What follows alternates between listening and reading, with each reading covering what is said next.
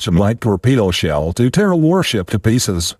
But the amount of force or explosive power in one of these terrific engines of destruction could never be ascertained by any ordinary concussion. Children could play with it for years, pound it, roll it about, and do all sorts of things with it. The shell might be shot through the walls of an ordinary building without arousing its terrible dynamic energy. It must be fired from a cannon with terrific force, through a foot or so of steel plate armor, before it meets with resistance great enough to evoke its mighty explosive power. Every man is a stranger to his greatest strength, his mightiest power, until the test of a great responsibility, a critical emergency, or a supreme crisis in his life calls it out. Work on a farm, hauling wood, working in a tannery, storekeeping, West Point, the Mexican War, doing odd jobs about town, were not enough to arouse the sleeping giant in General Grant.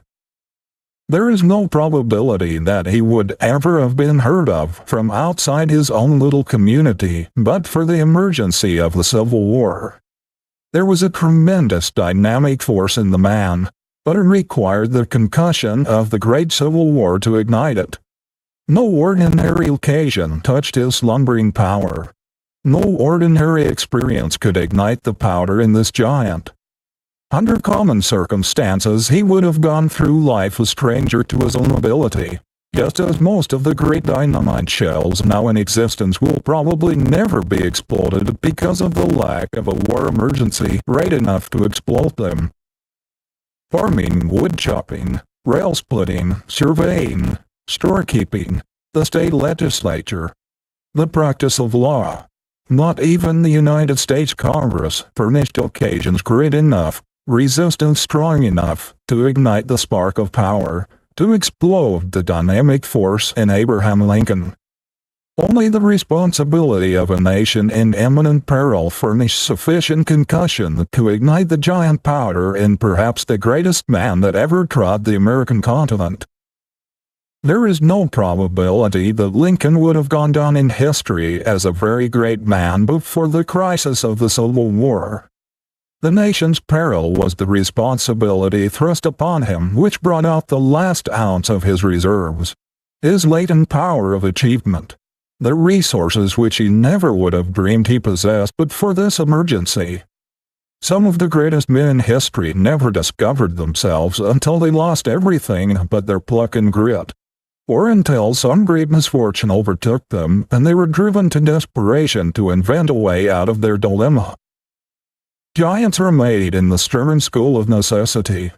The strong, vigorous, forceful, stalwart men who have pushed civilization upward are the products of self-help. They have not been pushed or boosted, but they have fought every inch of the way up to their own loaf. They are giants because they have been great conquerors of difficulties, supreme masters of difficult situations. They have acquired the strength of the obstacles which they have overcome. Many of our giant businessmen never got a glimpse of their real power until some great panic or misfortune swept their property away and knocked the crutches out from under them. Many men and women never discovered their ability until everything they thought would help them to success had been taken away from them, until they had been stripped of everything that they held dear in life. Our greatest power, our highest possibility, lies so deep in our natures that it often takes a tremendous emergency, a powerful crisis to call it out. It is only when we feel that all bridges behind us are burned, all retreat cut off, and that we have no outside aid to lean upon, that we discover our full inherent power. As long as we get outside help, we never know our own resources. How many young men and young women owe their success to some great misfortune, which cut off a competence, death of a relative, the loss of business or home, or some other great calamity, which threw them on their own resources and compelled them to fight for themselves. Responsibility is a great power developer. Where there is responsibility, there is growth. People who are never thrust into responsible positions never develop their real strength. This is one reason why it is so rare to find very strong men and women among those who have spent their lives in subordinate positions, in the service of others. They go through life comparative weaklings because their powers have never been tested or developed by having great responsibility thrust upon them. Their thinking has been done for them. They have simply carried out somebody else's program. They have never learned to stand alone, to think for themselves, to act independently. Because they have never been obliged to plan for themselves, they have never developed the best things in them. Their power of originality, inventiveness, initiative, independence, self-reliance, their possible grit and stamina. The power to create, to make combinations, to meet emergencies.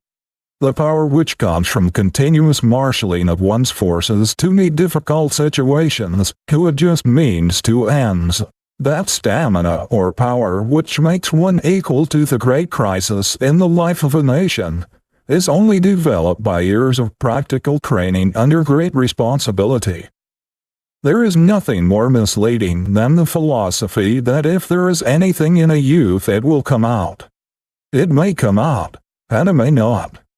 It depends largely upon circumstances, upon the presence or absence of an ambition-arousing, a grit-awakening environment. The greatest ability is not always accompanied by the greatest confidence or the greatest ambition. There is at this moment enough power latent in the clerks or ordinary employees in almost any of our business houses to manage them as well as, or better than they are being managed today. If the opportunity and necessary emergency to call out this dynamic force should arise. Then how can clerks who remain behind counters measuring cloth, sewing shoes or hosiery year in and year out, ever know what latent power for organization, what executive ability or initiative they possess?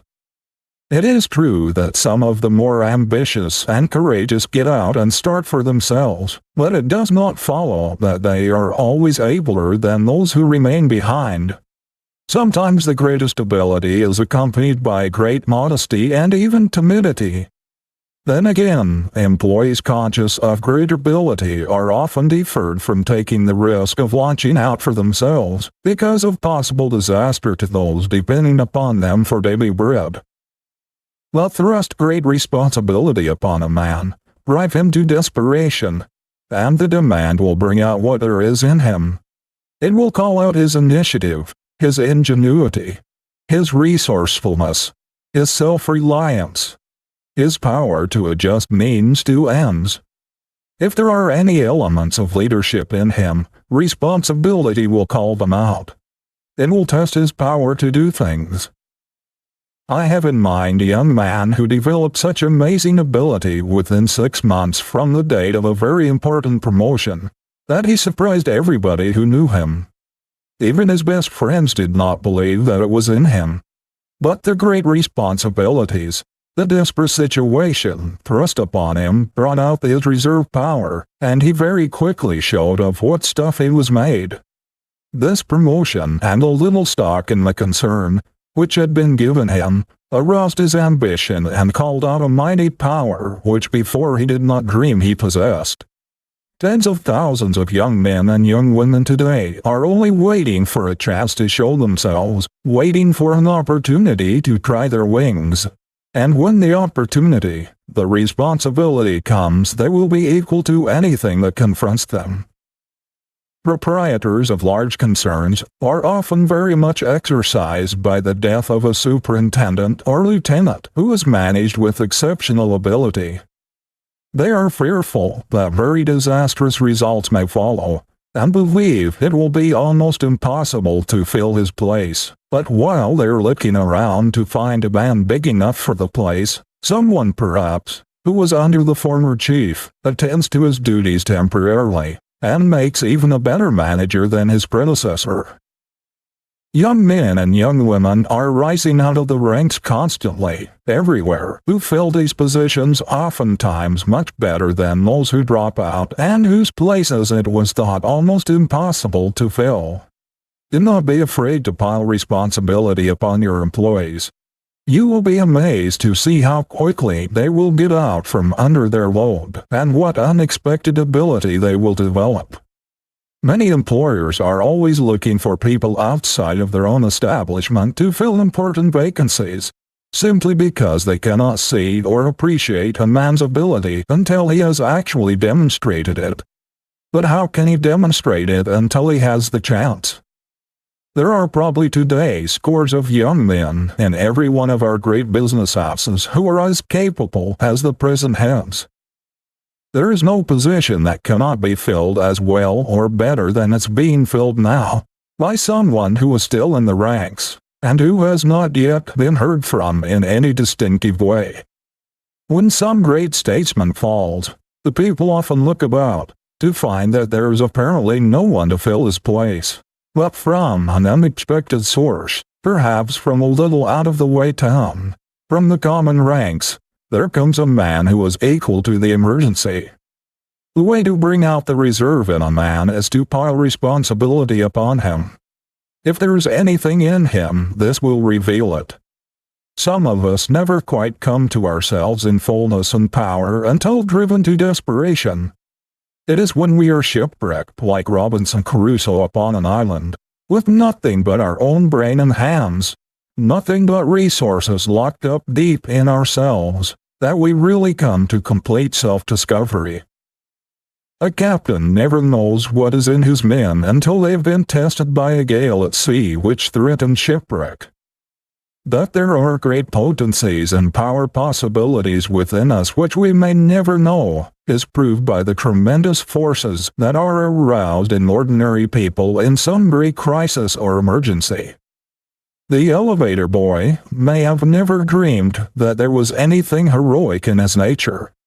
He may never have thought there was a possibility of his rising in the world to the importance of the men whom he lifted to their offices. But the building takes fire, and this boy, who was seldom noticed by anyone, who did not show any special signs of ability, in a few minutes develops the most heroic qualities. He runs his elevator up through the burning floors when choked with smoke, the hot cable blistering his hands, and rescues 100 people, who but for him might have lost their lives. A ship is wrecked at sea, and a poor immigrant becomes the hero of the hour, commanding a lifeboat and giving orders with calmness, authority, and force when others have lost their heads. A hospital takes fire, and the delicate, timid girl invalid develops into a heroine almost instantly and does a giant's work. In fires and wrecks, in great disasters or emergencies of all kinds, are enacted deeds of daring and of sublime heroism which, before the great test came, would have been thought impossible by those who did them. No one ever knows just how much dynamic force there is in him until tested by a great emergency or a supreme crisis. Oftentimes men reach middle life and even later, before they discover themselves. Until some great emergency, loss, or sorrow has tested their timber, they cannot tell how much strain they can stand. No emergency great enough to call out their latent power ever before confronted them, and they did not themselves realize what they would be equal to until the great crisis confronted them. I've known several instances where daughters reared in luxury were suddenly thrown upon their own resources by the death of their parents and the loss of their inherited fortunes. They had not been brought up to work, did not know how to do anything useful, had no trade and no idea how to earn a livelihood, and yet all at once they developed marvelous ability for doing things. The power was there, latent, but responsibility had not hitherto been thrust upon them. Young men suddenly forced into positions of tremendous responsibility by accident or death are often not the same men in 6 months. They have developed strong manly qualities which no one ever dreamed they possessed.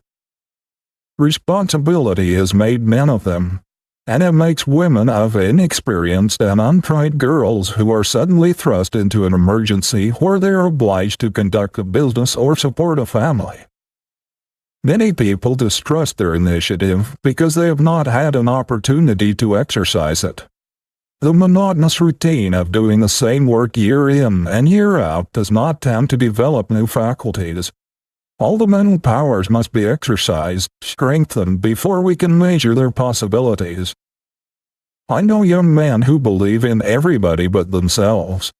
They seem to have no doubt about other people accomplishing what they undertake, but are always shaky about themselves. Oh, do not put me at the head of this or that. Somebody else can do it better than I. They shrink from responsibility because they lack self-faith. The only way to develop power is to resolve early in life never to let an opportunity for doing so go by.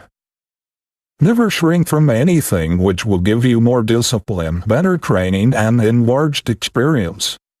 No matter how distasteful, force yourself into it. There is nothing like responsibility for developing ability. Never mind if the position is hard. Take it, and make up your mind that you are going to fill it better than it was ever before filled. I once heard a man say he regretted more than anything else in his life that he had indulged his natural inclination to decline every position of responsibility offered him. He was naturally so shy that any position which attracted attention or gave him the least publicity was distasteful to him. His magnificent possibilities remain undeveloped because he has never had that responsibility which calls out one's reserves and develops his latent powers. Many a time he thought he would change his course, and made up his mind never to let another opportunity for self-development go by him unimproved. But the habit of delaying until he should be better prepared got such a hold of him that he could not change.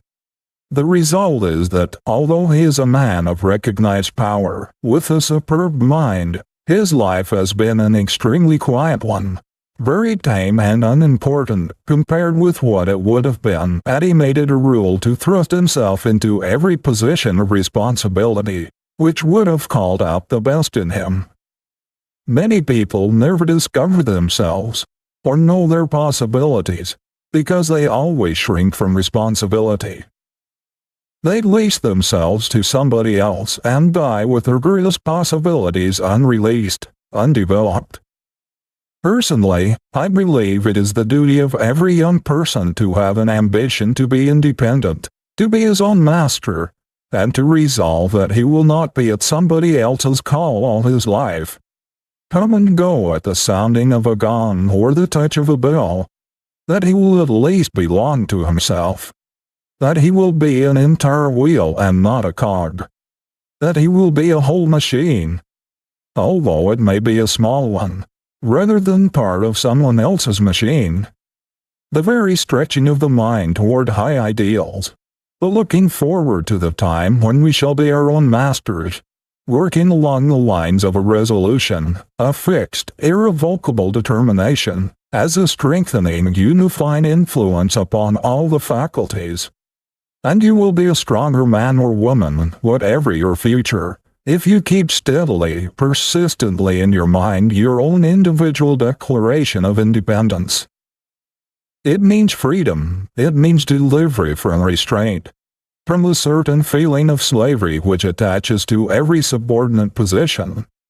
I do not believe that it is possible for anyone to reach the same magnitude of manhood or womanhood, to grow to the same stature, after giving up the struggle for absolute independence, or the hope of going into business or profession, or something else all of one's own.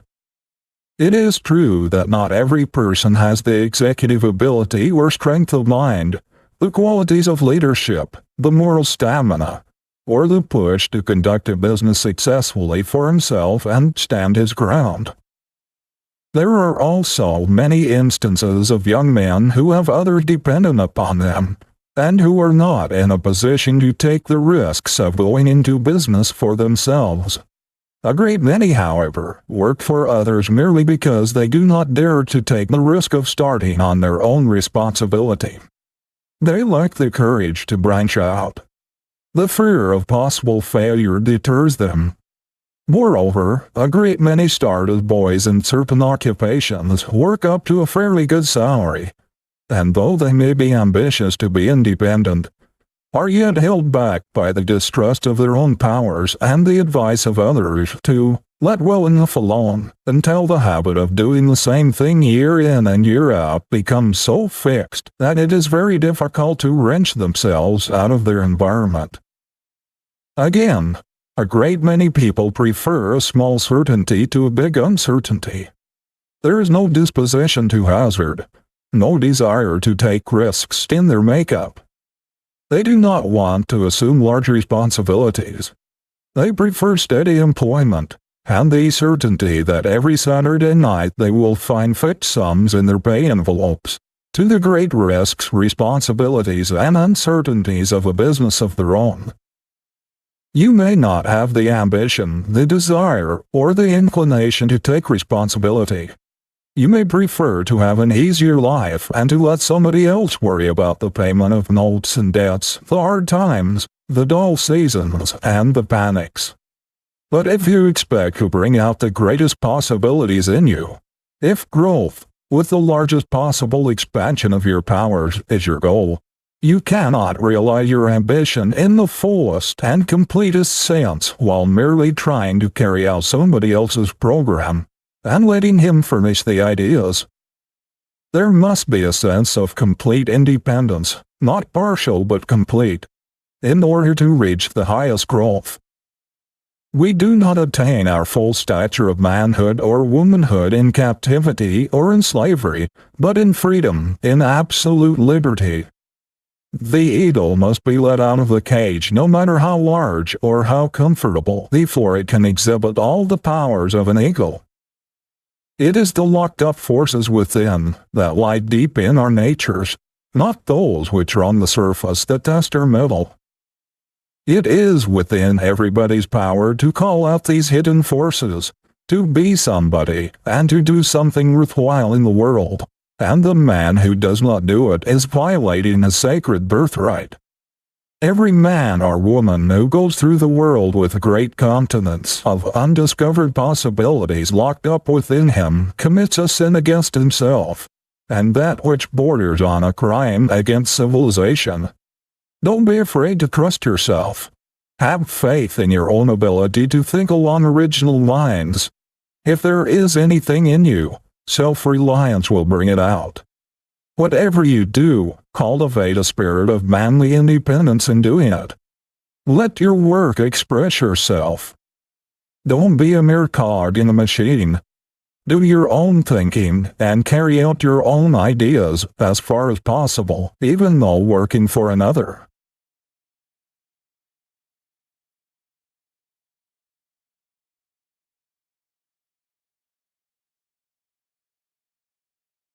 An overmastering purpose. Before water generates steam, it must register 212 degrees of heat. 200 degrees will not do it. 210 will not do it. The water must boil before it will generate enough steam to move an engine, to run a train. Lukewarm water will not run anything. A great many people are trying to move their life trains with lukewarm water, or water that's almost boiling, and they are wondering why they are stalled, why they cannot get ahead. They are trying to run a boiler with 200 or 210 degrees of heat, and they cannot understand why they do not get anywhere.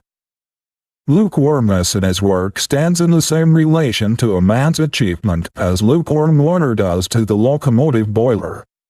No man can hope to accomplish anything great in this world until he throws his whole soul, flings the force of his whole life into it. In Philip Brooks's talks to young people, he used to urge them to be something with all their mind. It is not enough simply to have a desire to be something. There is but one way to accomplish it, and that is, to strive to be somebody with all the concentrated energy we can muster. Any kind of human being can wish for a thing, can desire it, but only strong, vigorous minds with great purposes can do things. There is an infinite distance between the wishers and the doers. A mere desire is lukewarm water which never will take a train to its destination.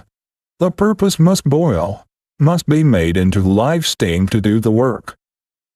Who would ever have heard of Theodore Roosevelt outside his immediate community if he had only half committed himself to what he had undertaken? If he had brought only a part of himself to his task? The great secret of his career has been that he has flung his whole life, not a part of it, with all the determination and energy and power he could muster, into everything he has undertaken. No dilly-dallying, no faint-hearted efforts, no lukewarm purpose for him. Every life of power must have a great master purpose which takes precedence of all other motives. A supreme principle which is so commanding and so imperative in its demands for recognition and exercise that there can be no mistaking its call. Without this, the water of energy will never reach the boiling point. The life crane will not get anywhere. The man with a vigorous purpose is a positive, constructive, creative force. No one can be resourceful, inventive, original, or creative without powerful concentration, and the undivided focusing of the mind is only possible along the line of ambition, the life purpose. We cannot focus the mind upon a thing we are not interested in and enthusiastic about. A man ought to look upon his career as a great artist looks upon his masterpiece, as an outpicturing of his best self, upon which he dwells with infinite pride and a satisfaction which nothing else can give.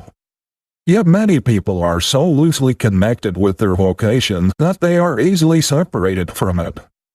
I know young men who seem anxious to get on in their careers, but in a single evening they could be induced to give up their calling for something else.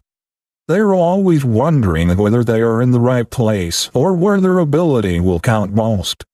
They lose heart when they strike obstacles, or they become discouraged when they hear of someone else who has made a success in some other line, and wonder if they had not better try something in the same line. If one is so loosely attached to his occupation that he can be easily induced to give it up, you may be sure that he is not in the right place. If nature has called you to a position, if the call runs in your blood, it is a part of your life and you cannot get away from it. It is not a separate thing from yourself. It exists in every brain cell, every nerve cell, every blood corpuscle contains some of it. You can no more get away from it than a leopard can get away from his spots. So when a young man asks me if I do not think he had better make a change, I feel very certain that he is not in the place God called him to. For the thing he was made for is as much a part of his real being as his temperament. It is nearer to him than his heartbeat, closer than his breath. There is a photograph of the thing he was made for in every cell in his body. He cannot get away from it. The thing which will make the life distinctive, which will make it a power, is the one supreme thing which we want to do, and feel that we must do. And no matter how long we may be delayed from this aim, or how far we may be swerved aside by mistakes or iron circumstances, we should never give up hope or a determination to pursue our object. Some people have not the moral courage, the persistence, the force of character, to get the things out of the way which stand between them and their ambition. They allow themselves to be pushed this way and that way into things for which they have no fitness or taste. Their willpower is not strong enough to enable them to fight their way to their goal. They are pushed aside by the pressure about them, and do the things for which they have little or no liking or adaptation. If there's anything in the world a person should fight for, it is freedom to pursue his ideal. Because in that is his great opportunity for self-expression, for the unfoldment of the greatest thing possible to him. It is his great chance to make his life tell in the largest, completest way, to do the most original, distinctive thing possible to him. If he does not pursue his ideal, does not carry out his supreme aim, his life will be more or less a failure, no matter how much he may be actuated by a sense of duty, or how much he may exert his willpower to overcome his handicap. There is great power in a resolution that has no reservation in it. A strong, persistent, tenacious purpose which burns all bridges behind it, clears all obstacles from its path, and arrives at its goal, no matter how long it may take, no matter what the sacrifice or the cost. The inspiration of a great, positive aim transforms the life, and revolutionizes a shiftless, ambitionless, dissipated, good-for-nothing man, as if some divine energy had worked in him. Even as love sometimes transforms a slovenly, purposeless, coarse man into a clean, methodical, diviner being. When the awakening power of a new purpose, a resolute aim, is born in a man, he is a new creature. He sees everything in a new light, the doubts, the fears, the apathy, the vicious temptations which dogged his steps but yesterday, the stagnation which had blighted his past life, all vanish as if by magic. They are dispelled by the breath of a new purpose. Beauty and system take the place of unsightliness and confusion. Order reigns in the place of anarchy. All his slumbering faculties awaken to activity. The effect of this new ambition is like the clarifying change made by a waterway in a stagnant, swampy district. The water clarifies as soon as it begins to move, to do something. Flowers spring up in place of poisonous weeds, and vegetation, beauty, birds and song make joyous the once miasmic atmosphere. Chemists tell us that when a compound is broken up and an atom is released from the attraction of other atoms, it takes on a new energy and immediately seeks combination with another free atom. But the longer it remains alone, the weaker it becomes. It seems to lose much of its vitality and power of attraction when idle. When the atom is first freed from the grasp of its fellows, it is called nascent, newborn. It is then that it has its maximum of gripping power, and if it finds a free atom immediately after it is released, it will unite with it with greater vigor than ever. The power seems to go out of it if it delays its union with another atom. Mythology tells us that Minerva, the goddess of wisdom, sprang complete, full orb, full-grown from Jupiter's brain. Man's highest conception, his most effective thought, most inventive and resourceful ideas, and grandest visions spring full-orbed, complete, with their maximum of power, spontaneously from the brain. Men who postpone their visions, who delay the execution of their ideas, who bottle up their thoughts to be used at a more convenient time, are always weaklings. The forceful, vigorous, effective men are those who execute their ideas while they are full of enthusiasm, of inspiration. Our ideas, our visions, our resolutions come to us fresh every day, because this is the divine program for the day, not for tomorrow. Another inspiration, new ideas will come tomorrow. Today, we should carry out the inspiration of the day. A divine vision flashes across the artist's mind with lightning-like rapidity. But it is not convenient for him to seize his brush and fasten the immortal vision before it fades. He keeps turning it over and over in his mind. It takes possession of his very soul, but is not in his studio, where it is not convenient to put his divine vision upon canvas, and the picture gradually fades from his mind. A strong, vigorous conception flashes into the brain of the writer, and he has an almost irresistible impulse to seize his pen and transfer the beautiful images and the fascinating concept to paper. But it is not convenient at the moment. and while it seems almost impossible to wait, he postpones the writing. The images and the conception keep haunting him, but still he postpones. Finally the visions grow dimmer and dimmer, and at last fade away and are lost forever. There is a reason for all this. Why do we have these strong, vigorous impulses? These divine visions of splendid possibilities? Why do they come to us with such rapidity and vigor, such vividness and suddenness? It is because it is intended that we shall use them while fresh, execute them while the inclination is hot. Our ideas, our visions are like manna of the wilderness which the Israelites were obliged to gather fresh every day. If they undertook to hoard it, it became stale, the nourishment evaporated, the life went out of it. They could not use old manna. There is something about allowing a strong resolution to evaporate without executing it that has a deteriorating influence upon the character. It is the execution of a plan that makes stamina. Almost anybody can resolve to do a great thing. It is only the strong, determined character that puts the resolve into execution. If we could only make our highest moments permanent, what splendid things we should do in life, and what magnificent beings we should become. But let our resolutions cool, our visions fade until it's more convenient to execute them, and they're gone. There is no easier way in which one can hypnotize or deceive himself than by thinking that because he is always making great resolutions, he is doing something worthwhile or carrying them out.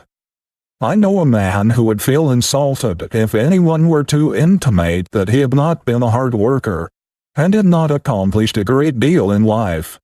And yet, although he is an able man, his whole life has been spent in jumping out of one thing into another so quickly that one could scarcely see the change. Yet every time you see him he carries his head high. He is as enthusiastic and optimistic as though his whole life had been one triumphant march. His enthusiasm is intense, but it fades away just as quickly as it came. The very fact that he always lives in the clouds, is always dreaming of the great things he is going to do, seems to convince him that he actually does them. But he never stays at one thing long enough to reach effectiveness. His whole life has been spent in starting things brilliantly and enthusiastically. Few men have ever begun so many things as he, or completed so few. The putting off habit will kill the strongest initiative. Too much caution and lack of confidence are fatal enemies of initiative. How much easier it is to do a thing when the purpose impels us, when enthusiasm carries us along, than when everything drags in the postponement. One is drudgery, the other delight. Hungering and striving after knowledge is what makes a scholar. Hungering and striving after virtue is what makes a saint.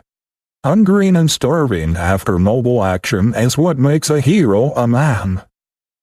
The great successes we see everywhere are but the realization of an intense longing, a concentrated effort. Everyone is gravitating toward his aim just in proportion to the power and intensity of his desire, and his struggle to realize it. One merely desires to do this or that, or wishes he could, or would be glad if he could. Another knows perfectly well that if he lives, he's going to do the thing he sets his heart on, if it is within the limits of human possibility. We do not hear him whining because nobody will pay his way to college. He does not say he wishes to go. He says, "I'm going to prepare myself for a great life work. I have faith in my future. I have made a vow to myself to succeed, and I am going to do so on a broad-gauge plan. I am not going to start out half-equipped, half-fitted. I will have college training." When you find a boy who resolves within himself that come what will, he is going to do the thing he sets his heart on, and that there are no ifs or buts or ands about it, you may be sure he's made of winning stuff. He will not postpone and postpone the realization of his vision until too late, until his glory has vanished. He will lose no time in putting forth all his energy to make it real, and if it is a possible thing, he will succeed.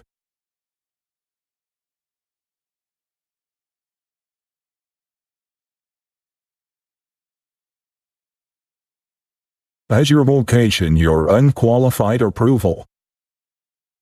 I quote from the following sentence from a letter just received. In your February editorial, the following paragraph has impressed me mightily. To spend a life in buying and selling lies, or cheap, shoddy shams, is demoralizing to every element of nobility, to excellence in any form. Now I happen to be in the sham business and hate it so heartily that I want to get out of it as soon as I can do so with justice to others' interests. This young man who gets more than $10,000 a year in salary says that he is expected to prey upon the credulity of the poorer classes, who can ill afford to be preyed upon. And he continues, while I need the money, I cannot enjoy this kind of work, nor can I write with conviction or ambition on projects which I naturally know to be fakes. Besides, I am afraid of the very thing pointed out in your editorial, namely growing down to the work. I hate hypocrisy worse than any other thing, and I cannot do my best work in any business based on such a foundation. I do not want to remain in an occupation which pays its highest salaries to the most skillful fakers. It is pitiable to see a strong, brilliant, promising young man, capable of filling a high position, trying to support himself and his family in an occupation which has not received his approval, which is lowering his ideal, which dwarfs his nature, which makes him despise himself, which strangles all that is best and noblest within him, and which is constantly condemning him and ostracizing him and his family from all that is best and truest in life. How often we hear young men say, I do not like the business I am in. I know it has a bad influence on me. I do not believe in the methods used, or the deceptions practiced. I am ashamed to have my friends know what I am doing, and I say as little about it in public as possible. I know I ought to change, but it is the only business I understand in which I can earn as much money as I need to keep up appearances, for I have been getting a good salary and I have contracted expensive habits of living, and I have not the force of character to risk a change. Do not deceive yourself with the idea that somebody has got to do this questionable work and that it might as well be you.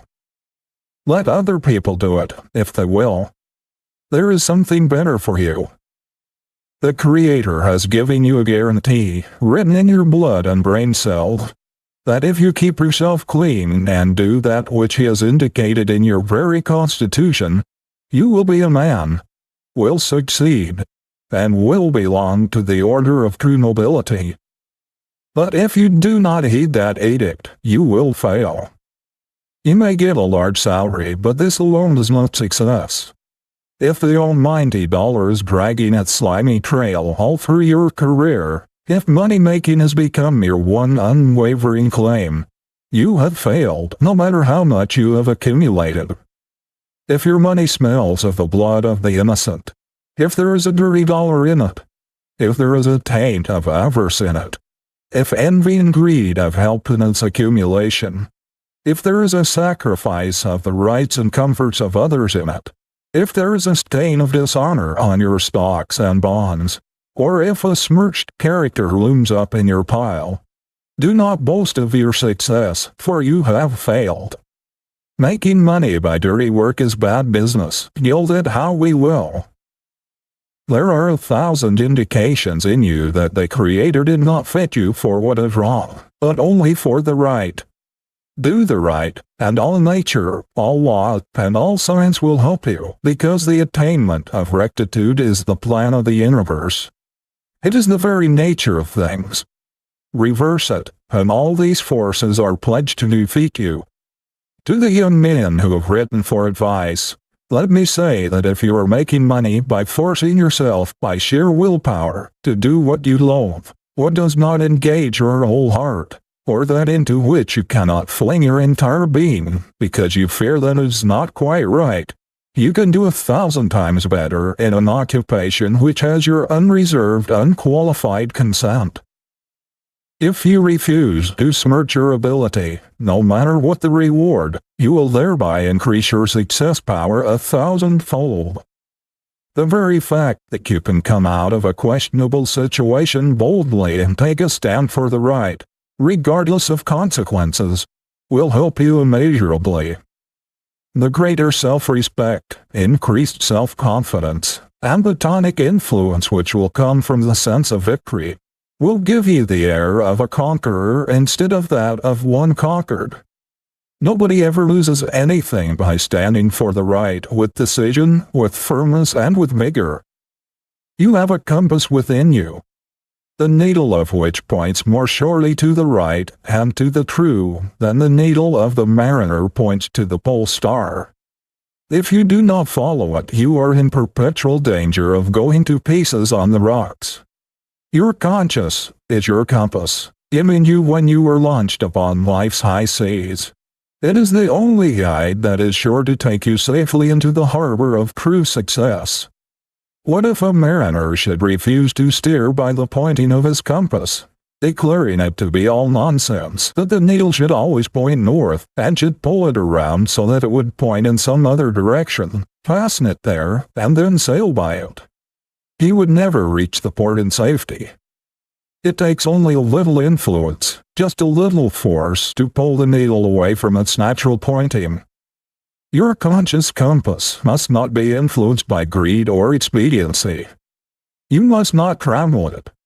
You must leave it free.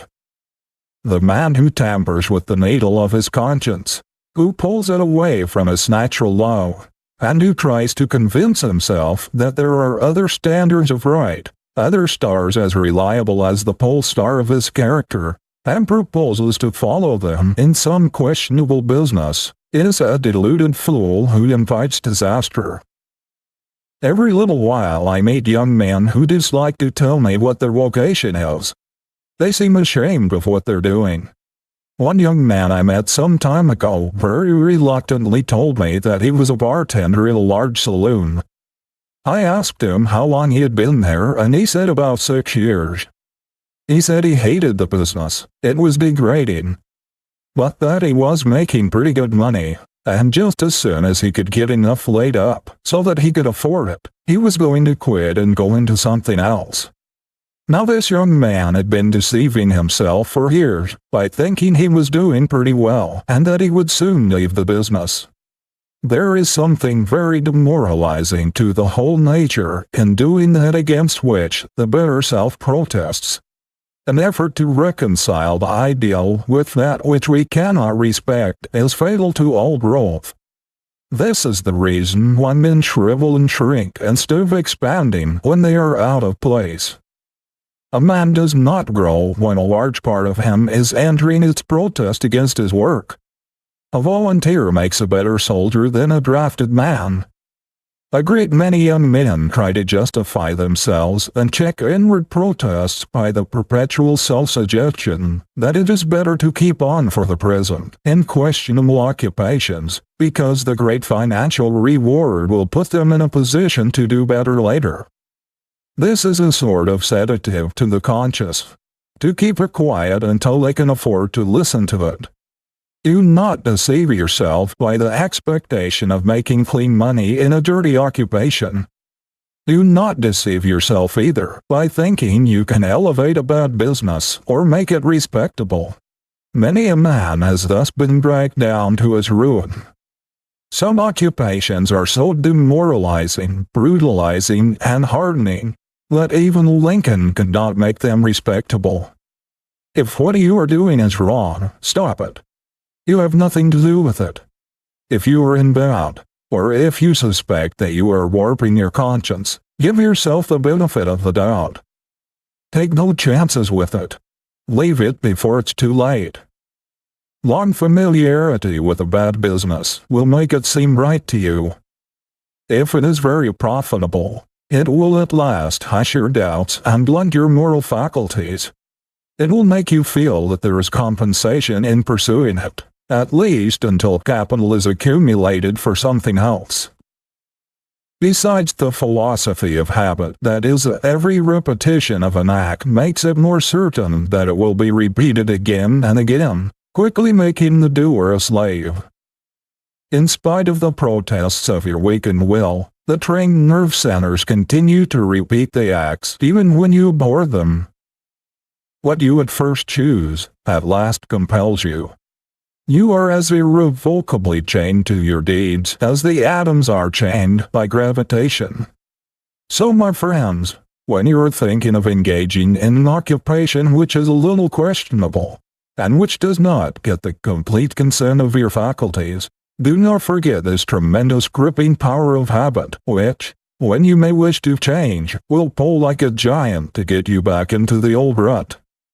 You have no right to choose an occupation which calls into play your inferior qualities, the lying, cunning, overreaching, scheming, long-headed, underhand qualities, those which covet and grasp and snatch, and never give, while all that is noblest in you shrivels and dies. If you have already made a wrong choice, why should you remain in an occupation which does not have your unqualified approval, or in one of which you are ashamed, and in which you have to stretch your conscience every day to make deceitful statements and false representations to influence purchasers unduly, to induce them by a smooth manner and a lying tongue to do that which you know is not for their advantage, and for which you will reproach yourself afterwards? Why should you desecrate your manhood and pervert your ability in a contemptible occupation, when there are so many clean, respectable vocations which are searching for your ability and hunting for your talent? You say that it is hard for you to change. Of course it is hard to jog along in humdrum toil for the sake of being honest when acquaintances all around are getting rich by leaps and bounds. Of course it takes courage to refuse to bend the knee to questionable methods, lies, schemes, and fraud when they are so generally used. Of course it takes courage to tell the exact truth when a little deception or a little departure from the right would bring great temporary gain. Of course it takes courage to refuse to be bribed when it could be covered up by a little specious mystification. Of course it takes courage to stand erect when by bowing and scraping to people with a pole you can get inside information which will make you win what you know others must lose. Of course it takes courage to determine never to put into your pocket a dirty dollar, a lying, deceitful dollar, a dollar that grips with human sorrow, or a dollar that has made some poor gullible wretch poorer, or has defeated another's cherished plans, or robbed him of ambition or education. But this is what character is for. This is what manhood means. This is what backbone and stamina were given us for. To stand for the right and oppose the wrong, no matter what the results. Wear threadbare clothes if necessary. Live on one meal a day in a house with bare floors and bare walls if you must. But under no circumstances ever consent to prostitute your manhood, or to term your ability to do an unclean thing. Dig trenches, carry hod. Work as a section hand on a railroad. Shovel coal. Anything rather than sacrifice your self-respect, blunt your sense of right and wrong, and shut yourself off forever from the true joy of living and the approbation which comes only from the consciousness of doing your level best to reach the highest that is possible to you. Do not choose that occupation which has the most money in it, the greatest promise of material reward, notoriety, or fame even. But choose that which will call out the man in you, and which will develop your greatest strength and symmetry of manhood. Personal nobility. Manhood is greater than wealth and grander than fame. Personal nobility is greater than any calling or any reward that it can bring.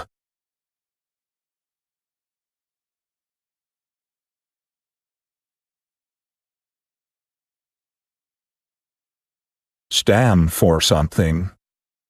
The greatest thing that can be said of a man, no matter how much he has achieved, is that he has kept his record clean.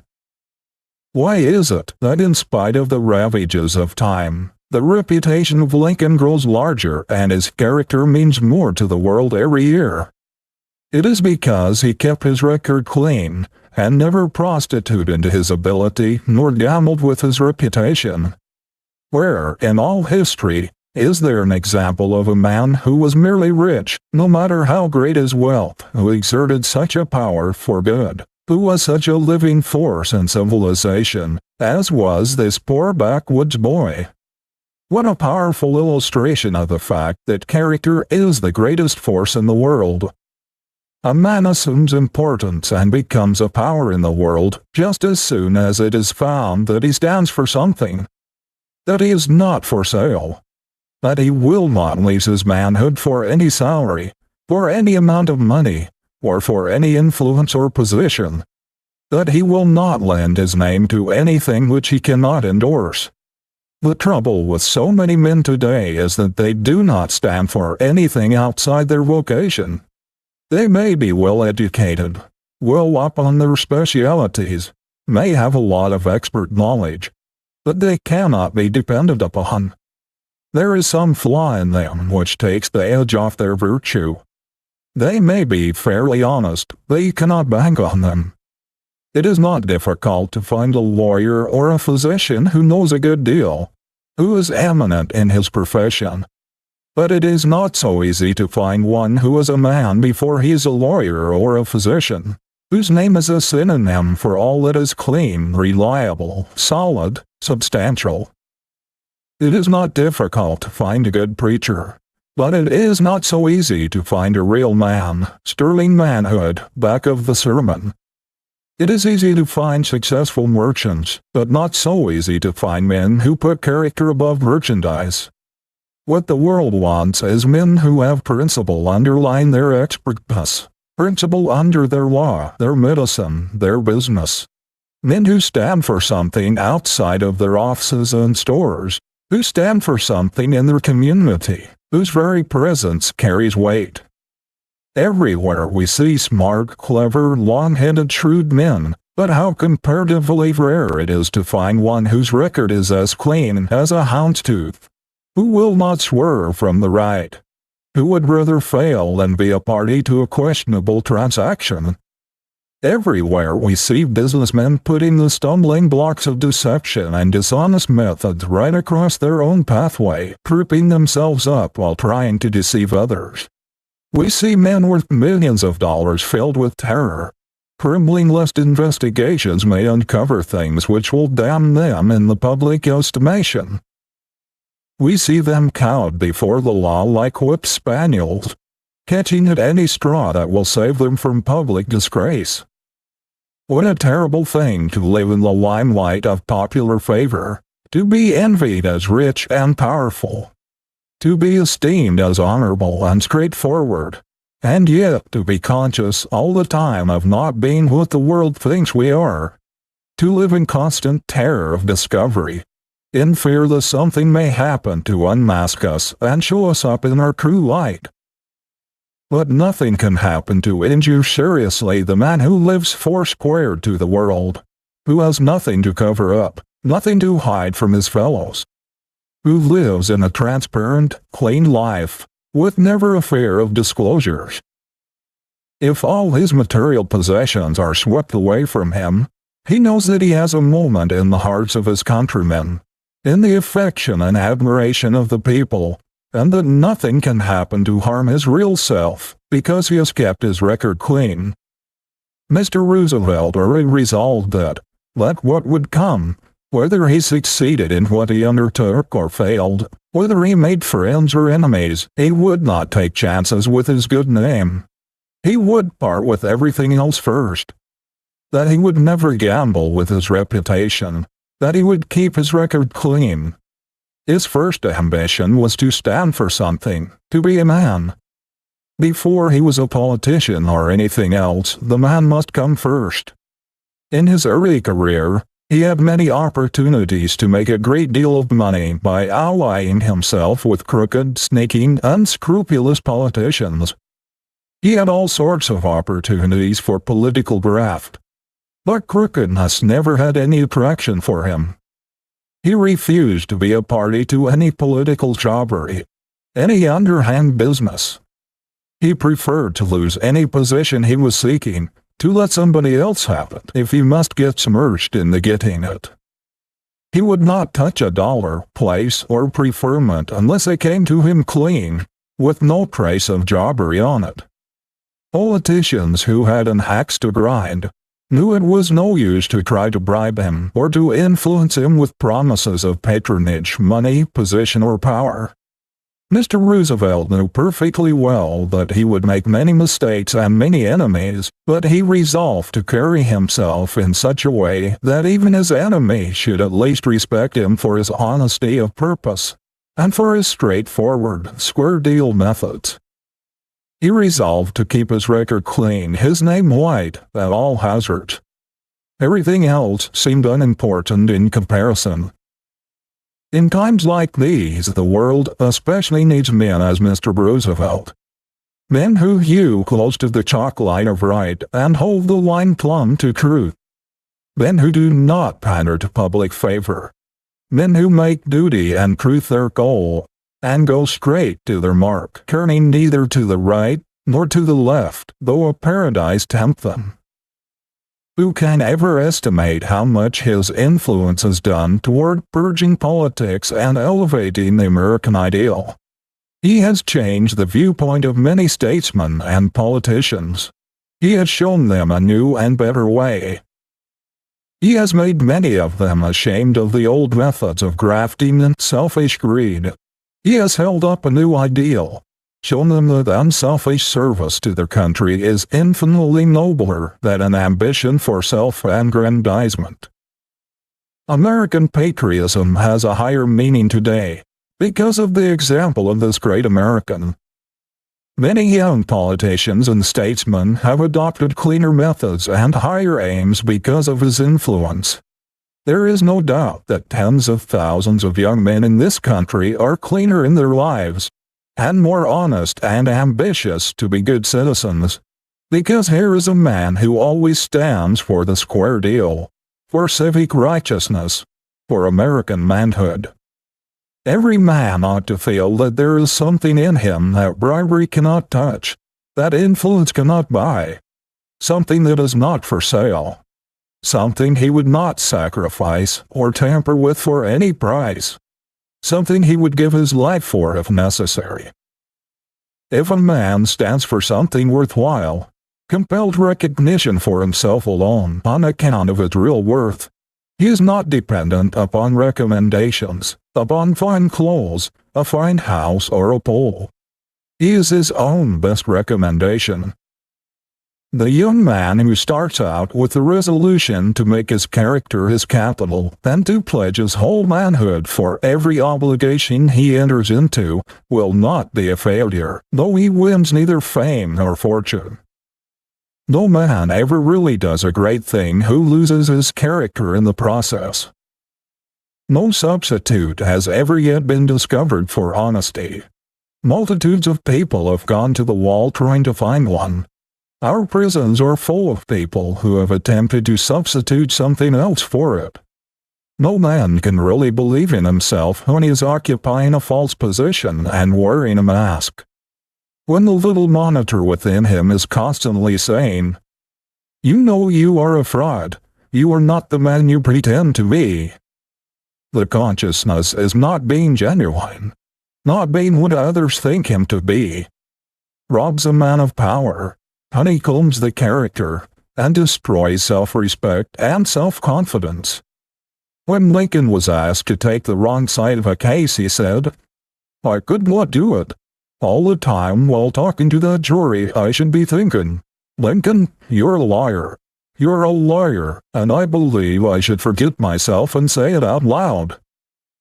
Character as capital is very much underestimated by a great number of young men.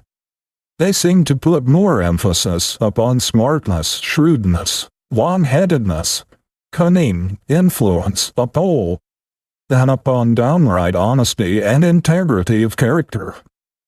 Yet why do scores of concerns pay enormous sums for the use of the name of a man who perhaps has been dead for half a century or more? It is because there is power in that name, because there is character in it, because it stands for something, because it represents reliability and square dealing.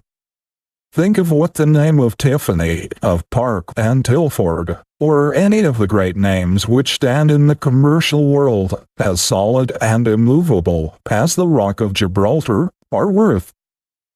Does it not seem strange that young men who know these facts should try to build up a business on a foundation of cunning, scheming, and trickery, instead of building on the solid rock of character, reliability, and manhood?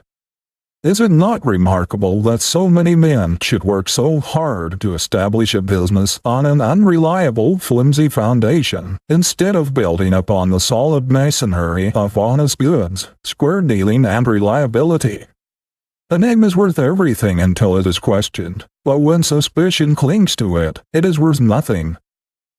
There is nothing in this world that will take the place of character. There is no policy in the world, to say nothing of the right or wrong of it, that compares with honesty and square dealing. In spite of, or because of, all the crookedness and dishonesty that is being uncovered, of all the scoundrels that are being unmasked, integrity is the biggest word in the business world today. There never was a time in all history when it was so big, and it is growing bigger. There never was a time when character meant so much in business, when it stood for so much everywhere as it does today. There was a time when the man who was the shrewdest and sharpest and cunningest in taking advantage of others got the biggest salary. But today, the man at the other end of a bargain is looming up as never before. Nathan Strauss, when asked the secret of the great success of his firm, said it was their treatment of the man at the other end of the bargain. He said they could not afford to make enemies, they could not afford to displease or take advantage of customers, or to give them reason to think that they had been unfairly dealt with, that in the long run the man who gave the squarest deal to the man at the other end of the bargain would get ahead fastest. There are merchants who have made great fortunes, but who do not carry weight among their fellow men because they have dealt all their lives with inferiority. They have lived with shoddy and shams so long that the suggestion has been held in their minds until their whole standards of life have been lowered. Their ideals have shrunken. Their characters have partaken of the quality of their business. Contrast these men with the men who stood for half a century or more at the head of solid houses, substantial institutions, men who have always stood for quality in everything, who have surrounded themselves not only with ability but with men and women of character. We instinctively believe in character. We admire people who stand for something, who are centered in truth and honesty. It is not necessary that they agree with us. We admire them for their strength, the honesty of their opinions, the inflexibility of their principles. The late Carl Church was a strong man and agonized many people. He changed his political views very often.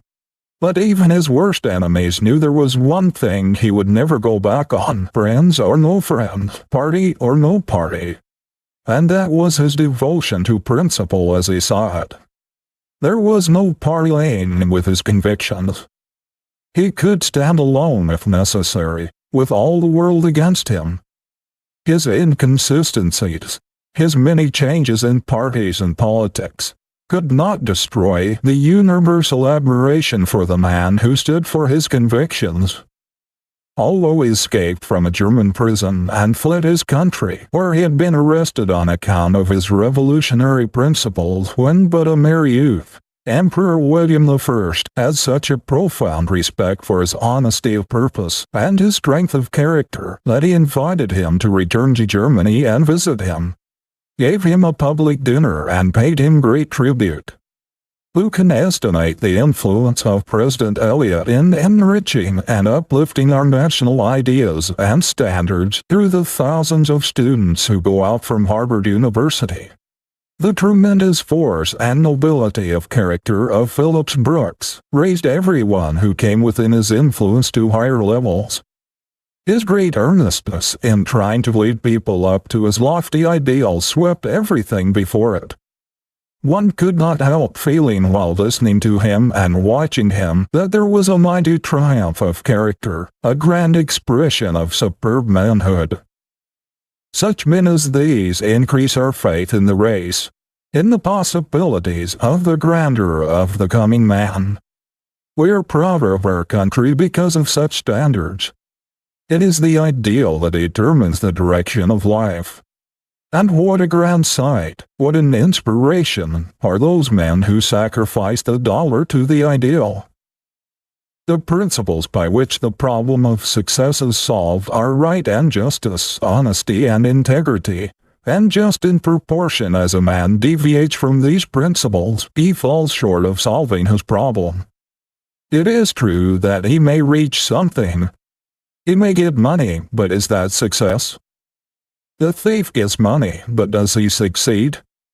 Is it any honester to steal by means of a long head than by means of a long arm?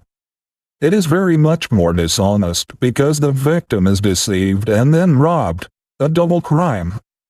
We often receive letters which read like this: I am getting a good salary, but I do not feel right about it somehow. I cannot still the voice within me that says, wrong, wrong, to do what I am doing. Leave it, we always say to the writers of these letters. Do not stay in a questionable occupation, no matter what inducement it offers. Its false light will land you on the rocks if you follow it. It is demoralizing to the mental faculties, paralyzing to the character, to do a thing which one's conscience forbids. Tell the employer who expects you to do questionable things that you cannot work for him unless you can put the trademark of your manhood, the stamp of your integrity upon everything you do. Tell him that if the highest thing in you cannot bring success, surely the lowest cannot. You cannot afford to sell the best thing in you, your honor, your manhood, to a dishonest man or a lying institution. You should regard even the suggestion that you might sell out for a consideration as an insult. Resolve that you will not be paid for being something less than a man. That you will not lease your ability, your education, your inventiveness, your self-respect for a salary to do a man's lying for him, either in writing advertisements, selling goods, or in any other capacity. Resolve that, whatever your vocation, you are going to stand for something, that you are not going to be merely a lawyer, a physician, a merchant, a clerk, a farmer, a congressman, or a man who carries a big money bag, but that you are going to be a man first, last, and all the time.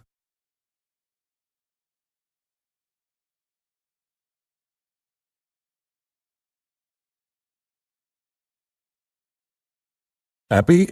If not, why not? We have seen many examples during the past few months of the failure of wealth to produce happiness. We have seen that a fortune without a man behind it does not stand for much. The X-rays of public investigation have revealed some ghastly spectacles. Of a number of rich men who were in positions of great responsibility and trust at the beginning of the recent financial panic, some have committed suicide, others have died from the effects of the disgrace which they had brought upon themselves and their families, and still others have suffered tortures, not so much because of the wrongdoings, as from the fear of disclosure. A few months ago, these men were supposed to possess the things which made men happy. They had what all the world is seeking so strenuously, money. They lived in palatial homes, and were surrounded with luxuries, and yet, the moment misfortune came, what they called happiness fled as though it had the wings of a bird. These men felt secure because they had that which most people are struggling so hard to get. They had supposed themselves so firmly entrenched in the wherewithal of life, but so buttressed by their solid investments, that nothing could shake them. But almost in the twinkling of an eye, their foundation slipped from under them, their reputations vanished, and instead of being the big men they thought they were, they not only found out that they were nobodies, but also that their happiness had flown with their reputations. Happiness is not such a transient visitor as that. If these men had had the genuine article, no panic could have shaken it, no fire burned it out, no ocean swallowed it up. Real happiness is not a fluttering, fly-away unreality. It is not superficial. It does not live in things. It does not depend upon money. It inheres in character, in personality. It consists in facing life the right way, and no one who faces it the wrong way, no matter how much money he may have, can ever be happy. The trouble with many of the men who went down in the panic was that they put the emphasis upon the wrong thing. Man is built upon the plan of honesty, of rectitude, the divine plan. When he perverts his nature by trying to express dishonesty, chicanery, and cunning, of course he cannot be happy. The very essence of happiness is honesty, sincerity, truthfulness. He who would have real happiness for his companion must be clean, straightforward, and sincere. The moment he departs from the right, she will take wings and fly away. What a pitiable thing it is to see the human race chasing the dollar, material things, trying to extract happiness, to squeeze joy out of money alone. How little people realize that the very thing they are hunting lives in themselves or nowhere. That if they do not take happiness with them, they may hunt the earth over without finding it. Happiness is a condition of mind. It is a fundamental principle, and he who does not understand the principle cannot possibly be happy. All the misery and the crime of the world rest upon this failure of human beings to understand the principle that no man can really be happy until he harmonizes with the best thing in him, with the divine, and not with the brute. No one can be happy who tries to harmonize his life with his animal instincts. The God, the good, in him is the only possible thing that can make him happy. Real happiness cannot be bribed by anything sordid or low. Nothing mean or unworthy appeals to it. There is no affinity between them. Founded upon principle, it is as scientific as the laws of mathematics, and he who works his problem correctly will get the happiness answer. There is only one way to secure the correct answer to a mathematical problem, and that is to work in harmony with mathematical laws. It would not matter if half the world believed there was some other way to get the answer. It would never come until the law was followed with the utmost exactitude. It does not matter that the great majority of the human race believe there is some other way of reaching the happiness goal. The fact that they are discontented, restless, and unhappy shows that they are not working their problem scientifically. We are all conscious that there is another man inside of us, that there accompanies us through life a divine, silent messenger, that other, higher, better self which speaks from the depths of our nature and which gives its consent, its amen to every right action and condemns every wrong one. Men and women in all times have tried to bribe this constant monitor, to purchase its approval, to silence it in nervous excitement, to drown it in vicious pleasure with drink and with drugs, but all in vain. Men in every age have disregarded its warning, have tried in every possible way to get away from its tormenting reproofs when they have done wrong, but no amount of dissipation or excitement has ever been able to silence its voice. It always continues to give its unbiased, unbribed approval or disapproval to whatever we do. There is nothing in which people deceive themselves so much as in the pursuit of happiness. There is only one way to find it. that is, by obeying the laws upon which we are built. We are constructed along the lines of truth and justice, and we cannot reach felicity by disobeying these, the very laws of our nature.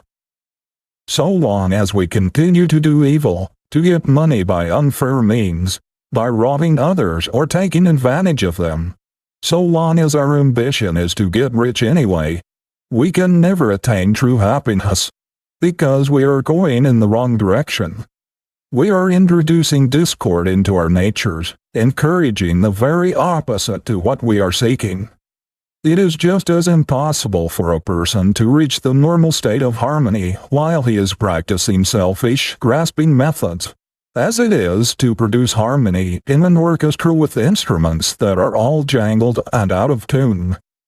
To be happy, we must be in tune with the infinite in us, in harmony with our better selves. There is no way to get around it. The idea that we can practice wrong in our vocations, in our dealings with men, or in our pleasures, and then periodically seek forgiveness in our prayers or through our churches, the idea that a man can do wrong and be forgiven without remedying the wrong, or without forsaking the sin, has done more harm than almost any other thing in civilization. A clear conscience, a clean life, the elimination of selfishness, jealousy, envy, and hatred are necessary to all high enjoyment. One trouble with many of us is that we try to make happiness too complicated and unfair. But happiness really flees from complication, ceremony, and pretense. Nature has fixed her everlasting edict against complicated living. You can never force pleasure. It must be natural. It must come from sane living. Real happiness is so simple, but most people do not recognize it. They think it comes from doing something on a big scale, from a big fortune, or from some great achievement, when in fact, it is derived from the simplest, the quietest, the most unpretentious things in the world. Our great problem is to fill each day so full of sunshine, of plain living and high thinking, that there can be no commonness or unhappiness in our lives. Little kindnesses, pleasant words, and helps by the way, trifling courtesies and encouragements, duties faithfully done, unselfish service, work that we enjoy, friendships, love, and affection. All these are simple things, yet they are what constitute happiness. The great sanitariums, the noted springs of the world, are crowded with rich people sent there by their physicians to get rid of the effects of complicated living. They tried to force their pleasures and came to grief. Not long ago I dined in the home of a very rich man, and it took 2 hours and a half to serve the dinner. There were 13 courses, made up of the richest kinds of food, and many of them absolutely incompatible with one another. In addition to this, there were 7 kinds of wine. Think of anyone being healthy or happy living upon such a diet. What are the enjoyments of the average rich? Is there anything more vapid, insipid, unsatisfying than the chasing after that infinite, mysterious something which they call happiness? That will-o'-the-wisp which is always beckoning them on, but ever eluding their grasp, that rainbow which recedes as they approach. They may enjoy the titillation of the nerves for a moment, the temporary excitement and exhilaration which comes from even vicious pleasures. But what of it all? It is only ample enjoyment. Nothing but regret, disappointment, and disgust follow. There is within every normal person a strong desire to do something and to be something in the world. And every idler knows that he is violating the fundamental demand of his nature, that he is really cheating himself out of a very sacred prize, the getting of which would mean more to him than everything else in the world. I have talked with idle rich young men who said they knew that it was all wrong for them to refuse to do their part of the world's work, that it was a mistake for them not to enter into the activities of life and struggle for a prize which the Creator had fitted them to take. but that the paralyzing effect of not being obliged to work had undermined their inclination. Recently, a rich young man was asked why he did not work. "I do not have to," he said. "Do not have to" has ruined more young men than almost anything else. The fact is, nature never made any provision for the idle man. Vigorous activity is the law of life. It is the saving grace, the only thing that can keep a human being from retrograding. Activity along the line of one's highest ambition is the normal state of man, and he who tries to evade it pays the penalty in deterioration of faculty, in paralysis of efficiency. Do not flatter yourself that you can be really happy unless you are useful. Happiness and usefulness were born twins. To separate them is fatal. It is impossible for a human being to be happy who is habitually idle, as it is for a fine chronometer to be normal when not running. The highest happiness is the feeling of well-being which comes from one who is actively employed in doing what he was made to do, carrying out the great life purpose patterned in his individual bent. The practical fulfilling of the life purpose is to man what the actual running and keeping of time are to the watch. Without action both are meaningless. There is no tonic like that which comes from doing things worthwhile. There is no happiness like that which comes from doing our level best every day, everywhere. No satisfaction like that which comes from stamping our superiority, putting our royal trademark upon everything which goes through our hands. Man was made to do things. Nothing else can take the place of achievement in his life. Real happiness without achievement of some worthy aim is unthinkable. One of the greatest satisfaction in this world is the feeling of enlargement, of growth, of stretching upward and onward. No pleasure can surpass that which comes from the consciousness of feeling one's horizons of ignorance being pushed farther and farther away, of making headway in the world, of not only getting on but also of getting up. Happiness is incompatible with stagnation. A man must feel his expanding power lifting, tugging away at a lofty purpose, or he will miss the joy of living. The discords, the bickerings and divorces, the breaking up of rich homes and the resorting to all sorts of silly devices by many rich people in their pursuit of happiness, prove that it does not dwell within them, that happiness does not abide with low ideals, with selfishness, idleness, and discord. It is a friend of harmony, of truth and beauty, of affection and simplicity. Multitudes of men have made fortunes, but have murdered their capacity for enjoyment in the process. How often we hear the remark, "He has the money but cannot enjoy it." A man can have no greater delusion than that he can spend the best years of his life coining all of his energies into dollars, neglecting his home, sacrificing friendships, self-improvement, and everything else that is really worthwhile, for money, and yet find happiness at the end. If a man coins his ability, his opportunities into dollars, and during all the years he is accumulating wealth, neglects the cultivation of the only faculties which are capable of appreciating the highest happiness, he cannot effectively revive his atrophied brain cells. His enjoyment, after he makes his money, must come from the exercise of the same faculties which he has employed in making it. He cannot undo the results of a life habit after he retires from business. If you have not kept alive your ability to appreciate the beautiful, the good, and the true, you will be surprised to find that it has left you as Darwin was when in the middle of life he discovered that all at once that he had lost his power to appreciate Shakespeare and music. We ought to be able to get a good living, even to make fortunes, and yet have a jolly good time every day of our lives. This idea of being a slave most of the time, and of only occasionally enjoying a holiday, is all wrong. Every day should be a holiday, a day of joy and gladness, a day of supreme happiness. And it would be if we lived sanely, if we knew the secret of right thinking and normal living. Isn't it strange that so few people ever think of making happiness a daily duty? That they should put this everlasting emphasis upon their vocations, on money-making, and let the thing for which they really live come incidentally or without planning.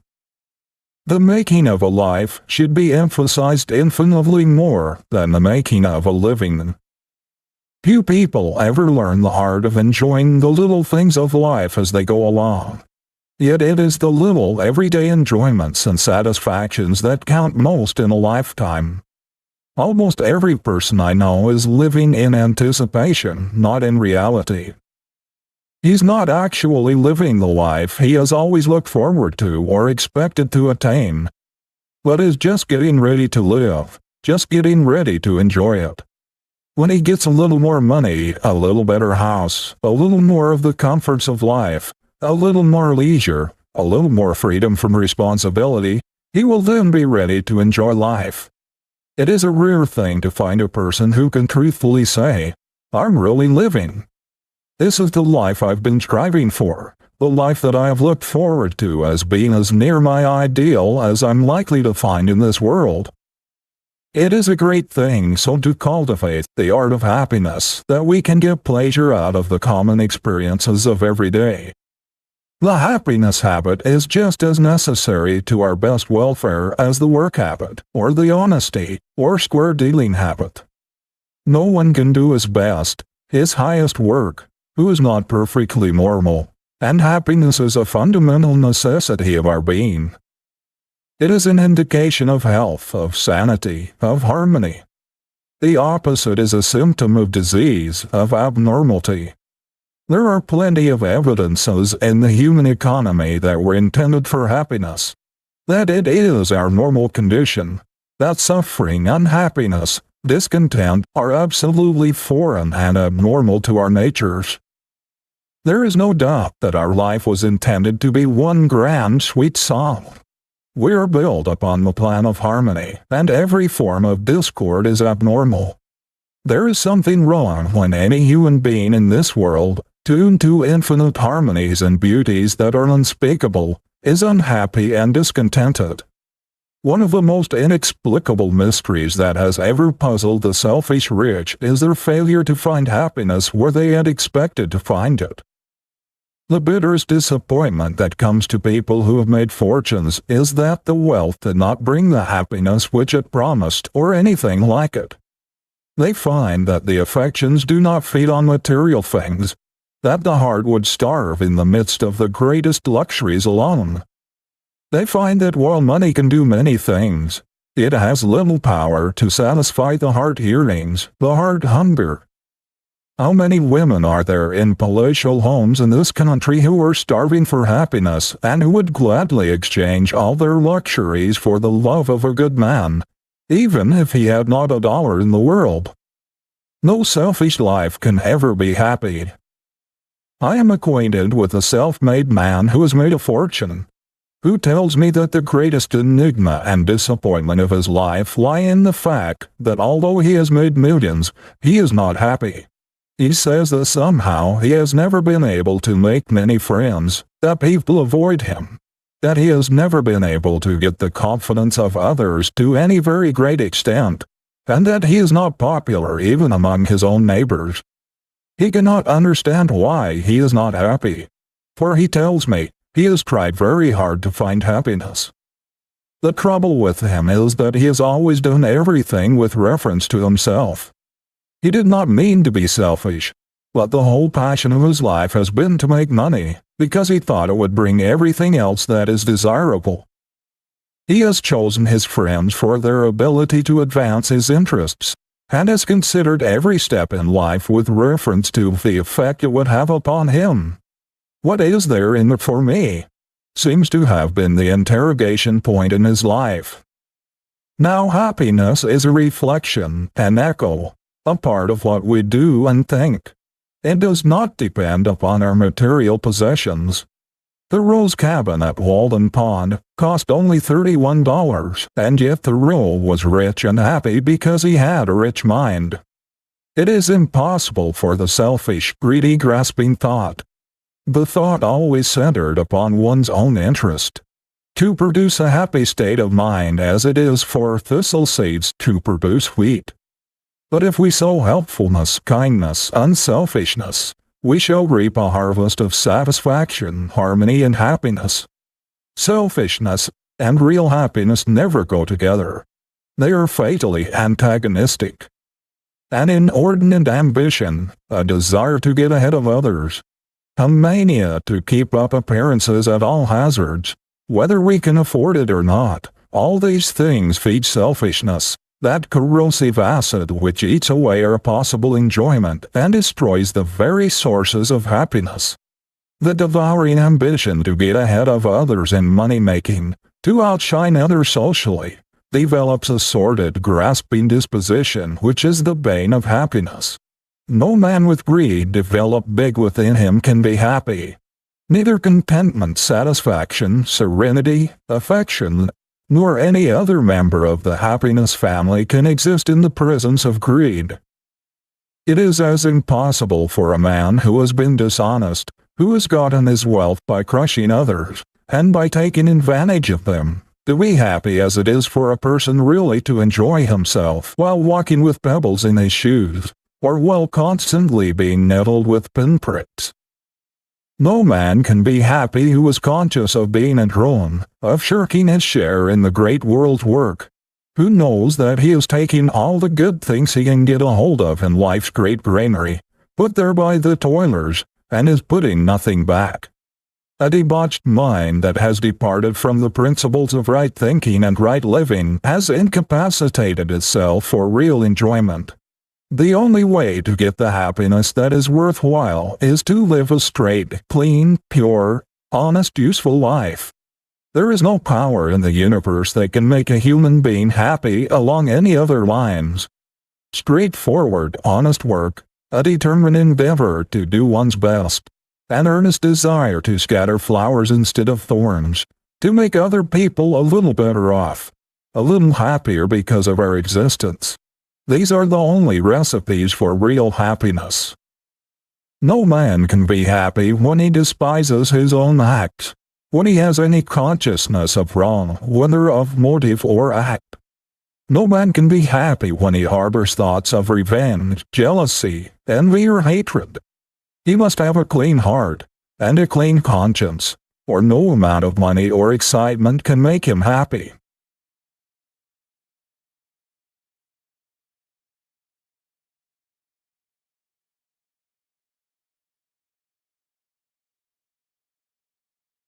Originality. No human being ever yet made a success trying to be somebody else, even if that person was a success. Success cannot be copied, cannot be successfully imitated. It is an original force, an individual creation. Every man will be a failure just in proportion as he gets away from himself and tries to be somebody else, and to express somebody else instead of himself. Power comes from within, or from nowhere. Be yourself. Listen to the voice within. There is room for improvement in every profession, in every trade, and in every business. The world wants men who can do things in new and better ways. Don't think because your plan or idea has no precedent, or because you are young and inexperienced, that you will not get a hearing. The man who has anything new and valuable to give to the world will be listened to and will be followed.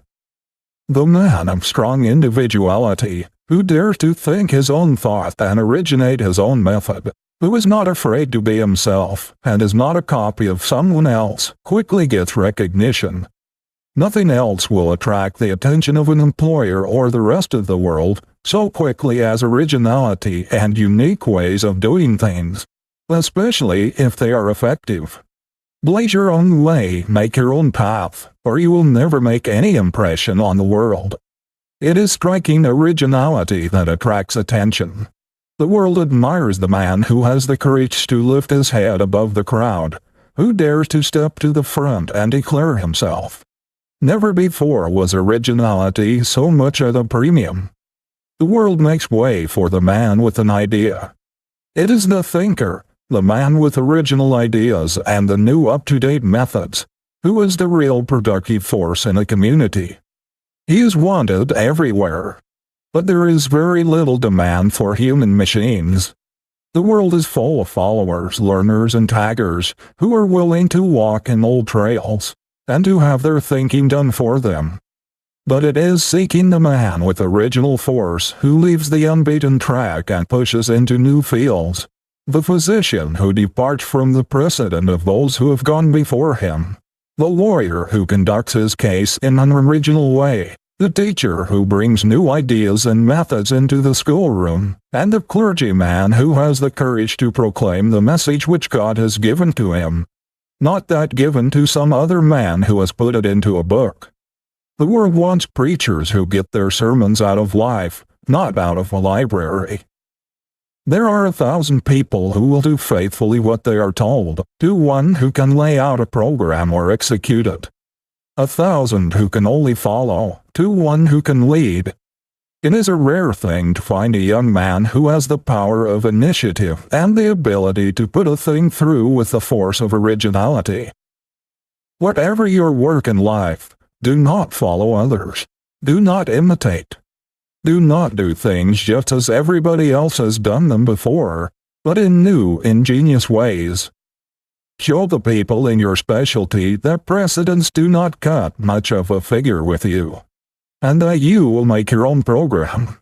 Resolve that, whether you accomplish much or little in the world, it shall be original, your own.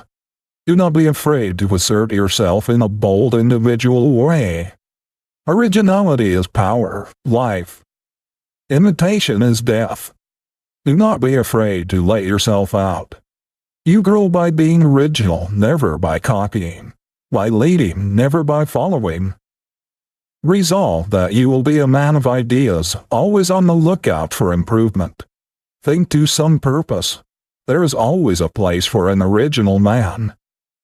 There is nothing else which will kill the creative faculty and paralyze growth more quickly than following precedents in everything and doing everything in the same old way. I have known progressive young men to stop growing, become hopelessly rutty, and lose all their progressiveness by going into their father's stores, factories, or places of business, where everything was done in the same old-fashioned way, and the precedents were followed in everything. They lost all expansiveness. There was no motive for reaching out for the new and the original, because their fathers would not change. I have seen splendid fellows who might have become great and grand men shrivel to pygmies in their fathers' ruts. How many of our business houses are weighted down with machinery, old, antiquated methods, ponderous bookkeeping, and out-of-date appliances, when new devices or new methods with shortcut ways of doing things would enable them to economize greatly on room and to get along with much less help, but they cling to the old with a fatal tenacity. This is why so many old concerns, which have been strong and powerful for generations, gradually shrink, shrivel, get into ruts and fail, while their newer competitors, the bright young men who have gone out from these houses, do things in a new way, adopt up-to-date methods, keep up with the times, and go on to greater success. There is a great advertising quality in originality or uniqueness. The man who does business like the great majority of men, although he may have superior ability, does not attract much attention. But if he makes his own path, adopts original and progressive methods, puts his specialty in a class by itself, and attracts attention, everybody who patronizes him is a traveling advertisement for him.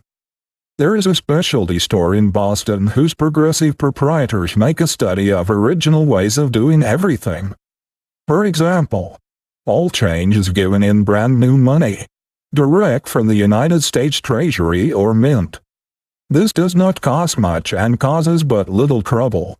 Yet it is a very shrewd advertisement. It is especially attractive to women and children and has brought a great deal of trade.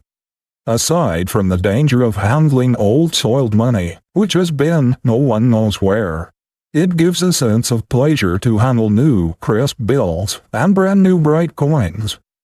This is only one of the many unique methods this concern adopts. People flock to the most up-to-date establishments, for they know that the newest styles, the latest and freshest goods, the greatest variety, the best display of taste, and the most appropriate things are to be found there. It is well known that those up-to-date houses pay the largest salaries and have the best buyers. There is a hotel in New York which needs no advertising. It is one of the institutions which people visit out of interest, and they are always talking about it. Other things being equal, they will patronize it.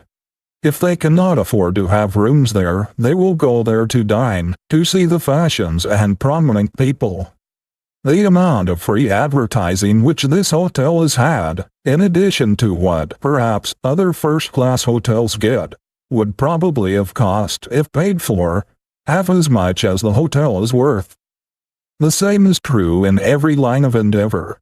It is the newest and the most up-to-date concern that has the latest devices and the freshest and most original ideas that draws the people. Do not, however, make the mistake of thinking that if you simply do things in new ways, you will necessarily be successful. It is effective originality that counts. There are thousands of men who are always chasing new ideas, new ways of doing things, who never accomplish anything of note, because they're not effective, not practical. I know a man who adopts every new device that comes along, and has thus practically run through a large estate left him because he did not have the judgment or the sagacity to select really effective devices or methods in the management of his affairs.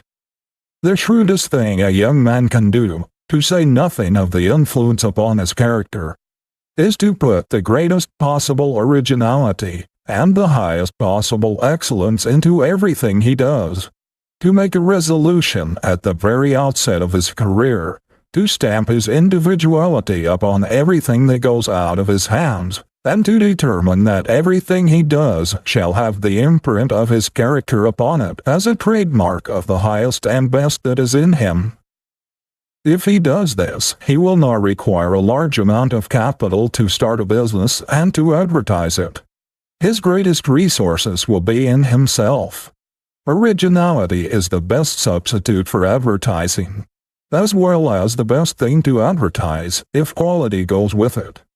Some men are absolutely afraid to do things in a new way. They must follow somebody else. What was good enough for my father and grandfather is good enough for me, seems to be their motto. They cannot see any reason for changing. They must have a precedent for everything or they reject it. They cannot appreciate a new idea or a new way of doing things. They think there must be something the matter with it if it has not been used before. They have a peculiar love for the old. The antique appeals to them. They think the value of things lies in their age. These people with hidebound intellects stand in the way of progress. Every town has these precedent men in the same old-side stores with the same old out-of-date shop windows, the same methods of displaying goods, the same old cumbersome systems in the counting room. They are progress-proof. New ideas frighten them. The precedent man is always nonplussed, embarrassed by anything new, or when confronted with a condition which requires something original. He must get hold of something which has been used before, or he is powerless. Many people think it is unfortunate to be unlike others in their personalities. They are always afraid of being thought peculiar or eccentric. Yet the Creator never made two things alike, nor any two people alike. Nature breaks your mold at every new birth. Great characters always have strong individuality and originality, characteristics which mark them from the crowd. To be eccentric is not to be weak, but more often it is a sign of strength. Lincoln had eccentricities, but they were inseparable from his great character. Eccentricities do not make a person disagreeable or repulsive, are often advantages rather than disadvantages. What is more monotonous than a dead-level, insipid character that has no strongly marked features which individualize it? We all love a great nature, a strong, vigorous, rugged personality, which impresses us with power, something colossal which looms above us and inspires us with awe and admiration, such as we feel when standing under some mighty mountain cliff towering above us into the clouds. We do not wish the rugged crags smoothed off. They add to the peak's sublimity. They suggest majesty and power. Why should we want to plane off the eccentricities of a great character, or the individuality which characterizes him and distinguishes him from all others? We believe in the original man or woman who does not remind us of others, who makes a new, strong, vigorous, and lasting impression upon us, who does not imitate or follow, who makes his own program, who acts upon his own judgment, who leans upon nobody, and who does not ask advice, but acts fearlessly, boldly, independently. We know there is force there that can do things, that can achieve, a reserve power that makes its possessor a master. Fearlessness is a quality absolutely necessary to great achievement. Courage always accompanies force. It is a marked quality of the original man. Imitators are timid, weak. Do not be afraid of being original. Be an independent, self-reliant, new man, not just one more individual in the world. Do not try to be a copy of your grandfather, your father, or your neighbor. That is as foolish as for a violet to try to be like a rose, or for a daisy to ape a sunflower. Nature has given each a peculiar equipment for its purpose. Every man is born to do a certain work in an original way. If he tries to copy some other man, or do some other man's work, he will be an abortion, a misfit, a failure. Do not imitate even your heroes. Scores of young clergymen attempted to make their reputations by imitating Beecher. They copied his voice and conversation, and imitated his gestures and his habits. But they fell as far short of the great man's power as the chromo falls short of the masterpiece. Where are those hundreds of imitators now? Not one of them has ever made any stir in the world. The world puts its ban upon all imitations. It despises a man who tags on to somebody else, leans, or imitates. He is always classed as a weakling without force, power, or individuality. We hear a great deal about the dangers of the one-man power in our great corporations. People say that they should be managed by large committees or boards of directors. That too much power should not be put into the hands of one man. But there is one original dominating character in every committee, on every board of directors, who towers above all others and ultimately rules. It is impossible to get away from the domination of a strong, original, forceful character. Just be yourself. The consciousness that you are not another in the slightest degree, that there is no suggestion of being a copy of somebody else about you, is a great power in itself.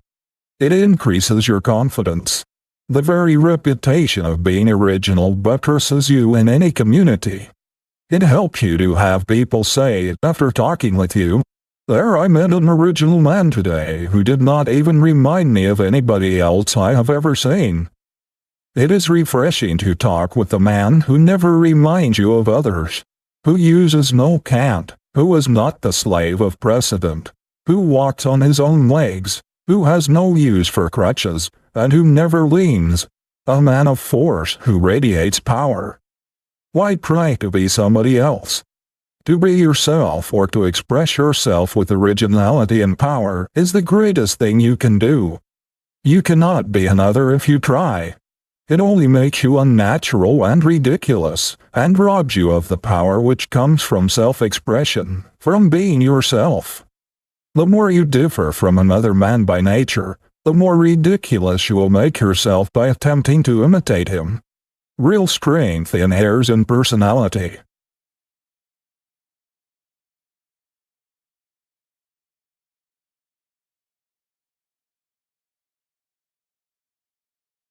had money but lost it.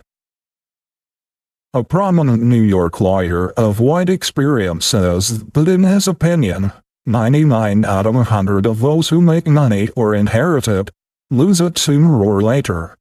What a spectacle everywhere in this land of plenty, of inexhaustible resources and unlimited opportunity, where every man ought to be a king, to see God's noblemen living like European peasants because they never learned to do business in a business way. How many thousands of good, honest men and women are there in this country who have worked very hard and made all sorts of sacrifices of comfort and luxury in order to lay up something for the future, and yet have reached middle life or later without having anything to show for it? Many of them indeed, finding themselves without a home or any probability of getting one, without property or a cent of money laid by for sickness, for the inevitable emergency, or for their declining years. It seems incredible that a strong, sturdy, self-made man, who has had to fight his way up from poverty, and who feels the backache in every dollar he has earned, should let his savings slip through his fingers in the most foolish investments, with scarcely any investigation, often sending his money thousands of miles away to people he has never seen, and about whom he knows practically nothing, except through an advertisement which has attracted his attention, or through the wiles of some smooth, unprincipled promoter. Great numbers of vast fortunes in this country have been and are being built up on the very ignorance of the masses in regard to business methods. The schemers bank on it that it is easy to swindle people who do not know how to protect their property. They thrive on the ignorance of their fellows. They know that a shrewd advertisement, a cunningly worded circular, a hypnotic appeal will bring the hard earnings of those unsuspecting people out of hiding places into their own coffers. For the sake of your home, for the protection of your hard earnings, for your peace of mind, your self-respect, your self-confidence, whatever else you do, do not neglect a good solid business training, and get it as early in life as possible. It will save you from many a fall, from 1,000 embarrassments, and perhaps from the humiliation of being compelled to face your wife and children and confess you have been a failure. It may spare you the mortification of having to move from a good home to a poor one, of seeing your property slip out of your hands, and of having to acknowledge your weakness and your lack of foresight and thoughtfulness, or it may prevent your being made the dupe of sharpers. Many men who had once had good stores of their own are working as clerks, floor walkers, or superintendents in departments of other people's stores just because they risked and lost everything in some venture. As they now have others depending on them, they do not dare to take the risks they took in young manhood to get a new start, and so they struggle along in mediocre positions, still mocked with ambitions which they have no chance to gratify. How many inventors and discoverers have fought the fight of desperation amidst poverty and deprivation for years and years, and have succeeded in giving the world that which helps to emancipate man from drudgery, and to ameliorate the hard conditions of civilization, and yet have allowed others to snatch their victories away from them, and leave them penniless just because they did not know how to protect themselves. Thousands of people who were once in easy circumstances are living in poverty and wretchedness today because they failed to put an understanding or an agreement in writing, or to do business in a business way. Families have been turned penniless out of house and home because they trusted to a relative or a friend to do what was right by them, without making a hard and fast practical business arrangement with him. It does not matter how honest people are. They may forget, and it is so easy for misunderstandings to arise that it is never safe to leave anything of importance to a mere oral statement. Reduce it to writing. It costs but little in time or money, and when all parties interested are agreed, that is the best time to formulate the agreement in exact terms. This will often save lawsuits, bitterness, and alienations. How many friendships have been broken because understandings were not put in writing? Thousands of cases are in the courts today for this reason, and a large part of lawyers' incomes is derived from them. Many people have a foolish idea that others, especially friends or relatives, will be sensitive and think their honesty questioned if they are asked to put their proposition or agreement or understanding in writing.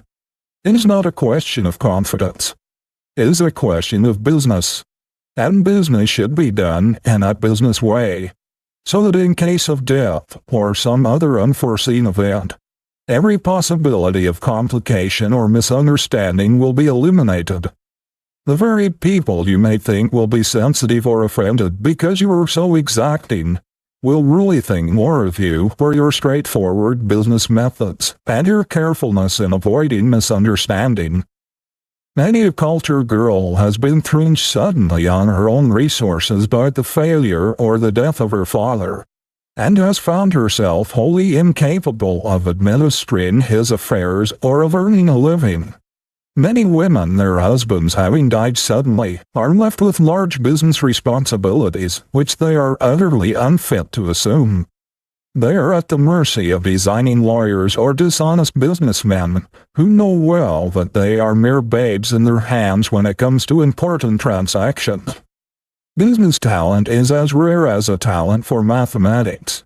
We find boys and girls turned out of school and college full of theories, and all sorts of knowledge or smatterings of knowledge, but without the ability to protect themselves from human thieves who are trying to get something for nothing. No girl or boy should be allowed to graduate, especially from any of the higher institutions, without being well-grounded in practical business methods. Parents who send their children out in life without seeing that they are well-versed in ordinary business principles do them an incalculable injustice. I have heard a young woman boast that she did not know anything about money matters and had no desire to. She said that she had no idea of the value of $1, that she could spend all the money she could get, but that it was distasteful to her to discuss economy. Many such women object to any common-sense consideration of the financial question.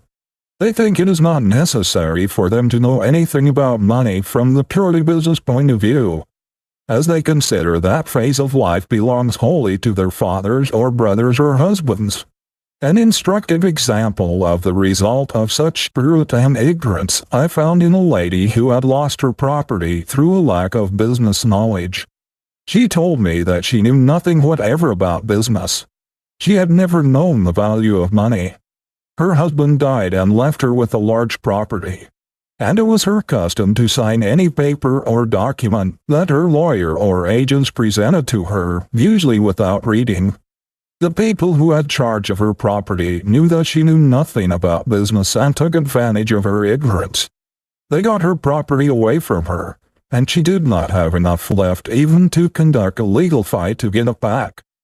Thousands of girls are sent out into the world with what is called finished educations, who cannot even give a proper receipt for money, to say nothing of drawing a promissory note, a draft, or a bill, or understanding the significance and importance of business contracts.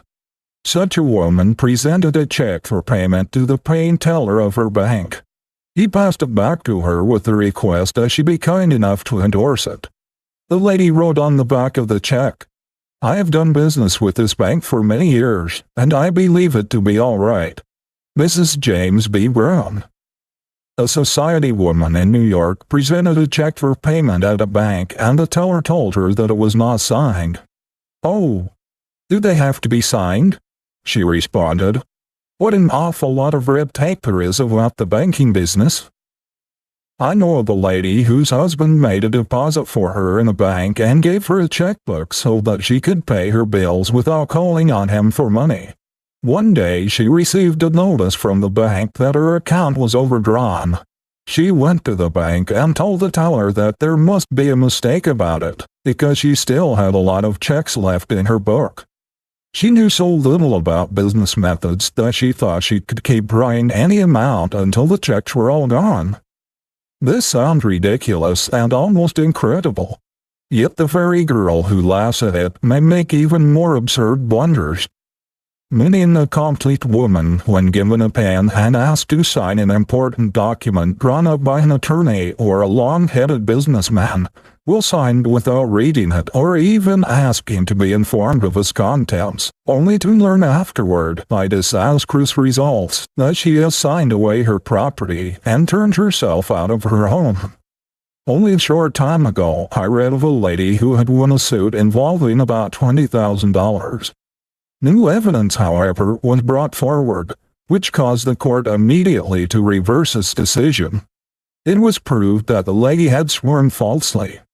She was perfectly innocent of any such intention, but she had sworn that she had never signed her name to a certain document. The document was produced, and to her utter astonishment, she saw her signature affixed to it. She acknowledged at once that the signature was hers, although she had just sworn that she had never signed the paper in question. It appeared that, during her husband's lifetime, whenever papers were to be signed, he told her where to write her name, and she did as she was told, without having the slightest idea of the contents of the papers. Many people come to grief by giving full power of attorney to the lawyer or business agent.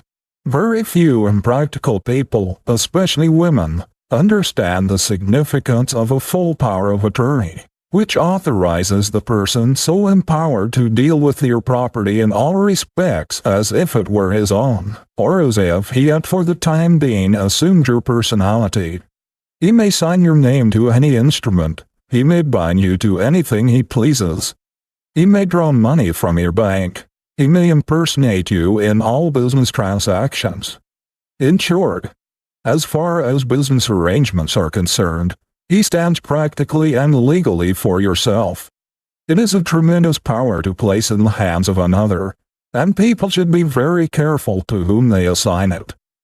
It should never be conferred on any person but one whose honesty is above suspicion, and whose knowledge of business and of men and affairs has been tried and proved.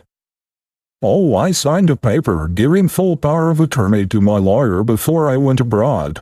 I trusted everything to him, and when I came back, practically everything was gone. My business affairs were so complicated that I have not had the money to fight the man I trusted. This was, in brief, the story of one man's wrecked finances as he told it to me. Women will often pay out large sums of money and never think of asking for a receipt, especially if they are dealing with friends or people they know well. Intelligent women, however, ought to know that our government is a good example of how we should do business. It does not doubt President Roosevelt's honesty, and yet he must sign a voucher for his salary, just the same as the cheapest government employee. The justices of the United States Supreme Court, who are considered to be the soul of honor, and are the final arbiters of all great questions, must also sign a receipt for their salaries. If every child in America had a thorough business training, tens of thousands of promoters, long-headed, cunning schemers, who have thriven on the people's ignorance, would be out of an occupation.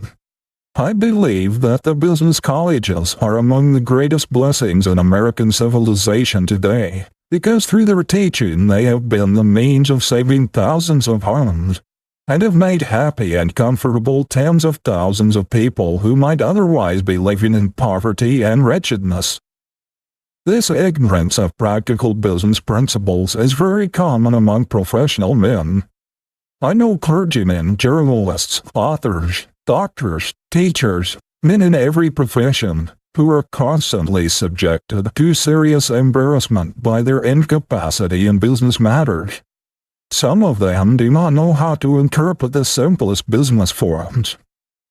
Not long ago, a Harvard graduate, occupying a very important position as a teacher, went to the president of a commercial school and asked to give him some lessons on how to handle money, notes, etc. He said that when he went to his bank and asked them how much money he had there, they laughed at him, and that when the bank draft came to him, he did not know what to do with it. Nothing will stand you in better stead, in the hard, cold, practical, everyday world, than a good, sound business education. You will find that your success in any trade, occupation, or profession will depend as much on your general knowledge of men and affairs as on your technical training. No matter what your vocation may be, you must be a businessman first, or you will always be placed at a great disadvantage in the practical affairs of life. We cannot entirely ignore the money side of existence any more than we can the food side, and the very foundation of our sizing up people. After Alexander the Great had conquered the Persians, he became suddenly very ill. One of his generals sent him a letter saying that his attending physician had resolved to poison him. He read the letter without the slightest sign of emotion and put it under his pillow. When the physician came and prepared medicine, Alexander said he would not take it just then, but told him to put it where he could reach it, and at the same time gave him the letter from his general. Alexander raised himself on his elbow and watched the physician's face with the most searching scrutiny, looking into his very soul. But he did not see in it the slightest evidence of fear or guilt. He immediately reached for the medicine bottle and without a word drank its contents. The amazed physician asked him how he could do that after receiving such a letter. Alexander replied, "Because you are an honest man." Alexander was a remarkable student of human nature. He knew men and the motives which actuated them. He could read the human heart as an open book. The art of all arts for the leader is this ability to measure men, to weigh them, to size them up, to estimate their possibilities, to place them so as to call out their strength and eliminate their weakness. This is the epitaph which Andrew Carnegie has chosen for himself. Here lies a man who knew how to get around him men much cleverer than himself. People wonder how a Morgan, a Harriman, a Ryan, a Wanamaker can carry on such prodigious enterprises. The secret lies in their ability to project themselves through a mighty system, and to choose men who will fit the places they are put in, men who can carry out their employer's program to the letter. Marshall Field was always studying his employees and trying to read their futures. Nothing escaped his keen eye. Even when those about him did not know what he was thinking of them, he was taking their measure at every opportunity. His ability to place men, to weigh and measure them, to pierce all pretense, amounted to genius. When he missed a man from a certain counter, he would often ask his manager what had become of him. When told that he was promoted, he would keep track of him until he missed him again, and then would ask where he was. He always wanted to see how near the man came to his estimate of him. He thus kept track of men of promise in his employ and watched their advancement. In this way he became an expert in human nature reading. Mr. Field would sometimes pick out a man for a position, the choice of whom his advisers would tell him they thought was a mistake. But he was nearly always right, because he had a greater power of discernment than the others. He did not pay much attention to the claims of the applicant, or to what he said, because he could see through the surface and measure the real man. He had a wonderful power for taking a man's mental caliber. He could see in which direction his strength lay, and he could see his weak points as few men could. A man who had been his general manager for many years once resigned very suddenly to go into business for himself. Without the slightest hesitation or concern, Mr. Field called to his office a man whom he had been watching, unknown to the man, for a long time. With very few words he made him general manager, and so great was his confidence that he had measured the man correctly that the very next day he sailed for Europe. He did not think it necessary to wait and see how this new manager turned out. He believed he had the right man and that he could trust him. He was not disappointed. Men who are capable of succeeding in a large way are shrewd enough to know that they do not know it all, shrewd enough to employ men who are strong where they are weak, to surround themselves with men who have the ability which they lack. who can supplement their weakness and shortcomings with strength and ability. Thus, in their combined power, they make an effective force. Many men, because of their inability to read human nature, duplicate their own weaknesses in their employees, thus multiplying their chances of failure. Few men are able to see their own weaknesses and limitations, and those who do not surround themselves with men who have the same weak links in their character, and the result is that their whole institution is weak. A leader must not only be able to judge others, but he must also be able to read himself, to take an inventory of his own strong points and weak points. Men who have been elected to high office or to fill very important positions at the head of great concerns because of their recognized ability have often disappointed the expectation of those who placed their hopes in them, simply because they could not read people. They may have been well-educated, well-posted, strong intellectually, may have had a great deal of general ability, but they lacked the skill to read men, to measure them, to weigh them, to place them where they belonged. Grant was cut out for a general, a military leader, but when he got into the White House he felt out of place. He was shorn of his great power. He could not use his greatest ability. He was obliged to depend too much upon the advice of friends. The result was that, as president, he did not maintain the high reputation he had made as a general.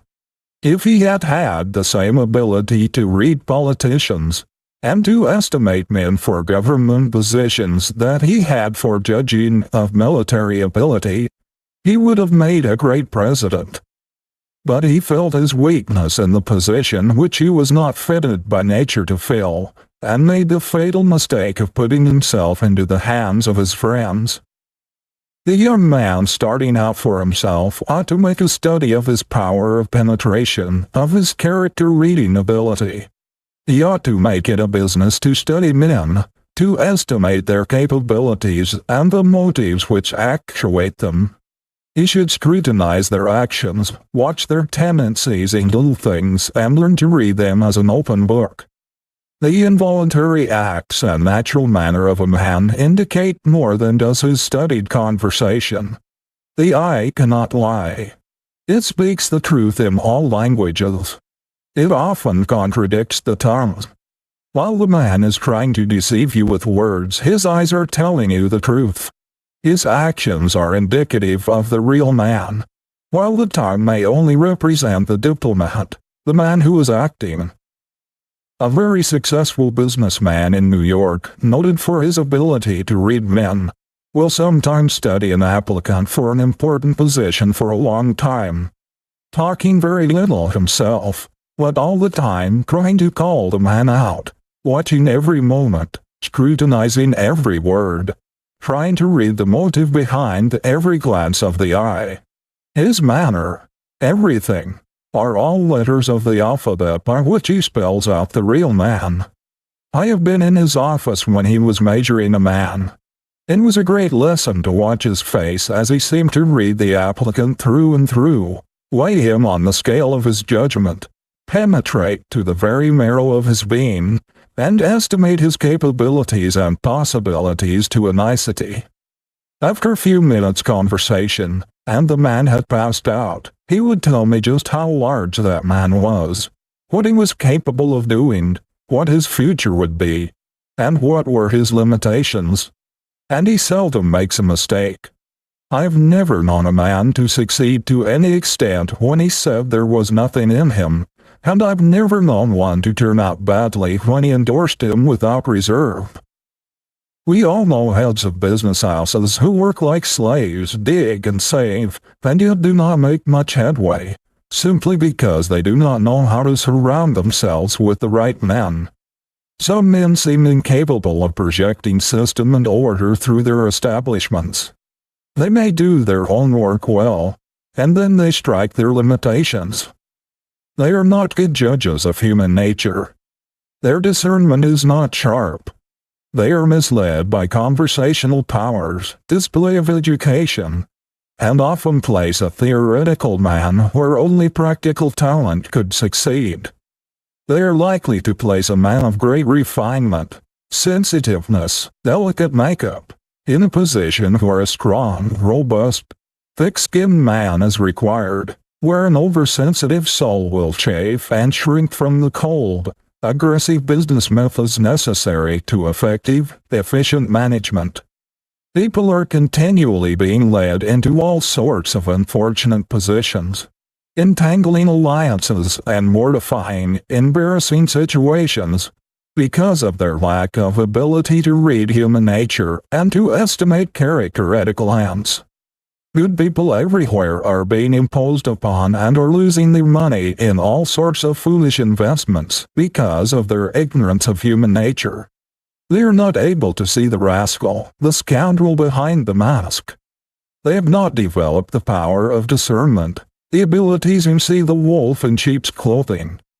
The knowledge of human nature as a protector of money, of character, as a protector against frauds and imposition is inestimable. Gullible people are proverbial poor readers of human nature, and hence they are always open to imposition. Oily, cunning promoters are keen observers of human nature, and they can tell very quickly when they strike a good-natured, large-hearted professor, scholar, clergyman or artist, who knows very little about business matters and who trusts everybody. They know that if they can only get an opportunity, they can very quickly make such a man believe almost anything.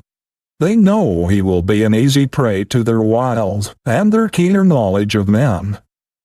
These promoters would not think of tackling a shrewd, level-headed businessman for their nefarious schemes, because he is too keen, too sharp, too good a judge of human nature. Such a man would be likely to penetrate the mask and see the real motive beneath the oily, honeyed words, the smooth, seductive manner. The ability to read people outside is a great business asset. Expertness in reading human nature is just as valuable to a young lawyer as a knowledge of law. It is as valuable to a physician as a knowledge of medicine. The man who can read human nature, who can size up a person quickly, who can arrive at an accurate estimate of character, no matter what his vocation or profession, has a great advantage over others. With some men, the power to read people aright amounts to an instinct. They look through all pretenses, they tear off all masks. They see the man as he is, his reality, and measure him for what he is worth. A man possessing this power of character reading pays little attention to what a person seeking employment may say of himself. He can see for himself. Human nature is to him an open book, while to others it is a sealed book. They do not have the faculty of going back of pretensions. They are largely at the mercy of what he claims for himself, and they are always being duped. They make very poor employers. I know a popular businessman, a very able man in many respects, and one much beloved by everybody who knows him. But he has always been the victim of his ignorance of human nature. He cannot read motives, weigh or estimate the ability of others to do certain things. If an applicant for a position talks well, he immediately jumps to the conclusion that he is a good man for the position, and hires him, usually to be disappointed. He has a great weakness for clergymen who have lost their positions through failing health or for other reasons, and also for ex-teachers and professors. The result is that he has a lot of impractical people about him, who know nothing of progressive, scientific business building. It is an education in itself to form the habit of measuring, weighing, estimating the different people we meet. For in this way we are improving our own powers of observation, sharpening our perspective faculties, improving our judgment. The ability to read human nature is a cultivable quality, and we have a great opportunity in this country, with its conglomerate population, to study the various types of character. What a wonderful school most of us are in practically all of the time, especially in large cities, where we are constantly coming in contact with strangers. What a chance to become experts in reading human nature, in studying motives. The face, the eye, the manners, the gestures, the walk, all these are hieroglyphics which, if we can only decipher them, spell out a character. Sometimes a single glance of the eye, when one is unconscious, will give you a glimpse into his innermost soul and reveal secrets which he would never dare to utter with his tongue. The facial expression and the manner, especially when people are off their guard, or unconscious that they are being watched, are great revealers of character. You will find, as you become an expert in face study, in reading character, human nature, that you will develop marvelous skill in seeing things which you never noticed before. You will be able to protect yourself from the promoter, the insinuating man who is trying to persuade you into something which may not be to your benefit, but which will be to his. You will be able to discriminate between friendship and duplicity. You will be able to protect yourself from 1,000 annoyances and embarrassments and humiliations which might cripple your career.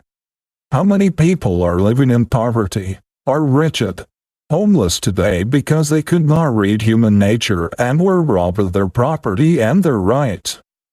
To discern the difference between the false and the true, to place the right values upon men, to emphasize the right thing in them, to discriminate between the genuine and the pretended, is an accomplishment which may be worth infinitely more to you than a college education without this practical power, and may make all the difference to you between success and failure, happiness and misery.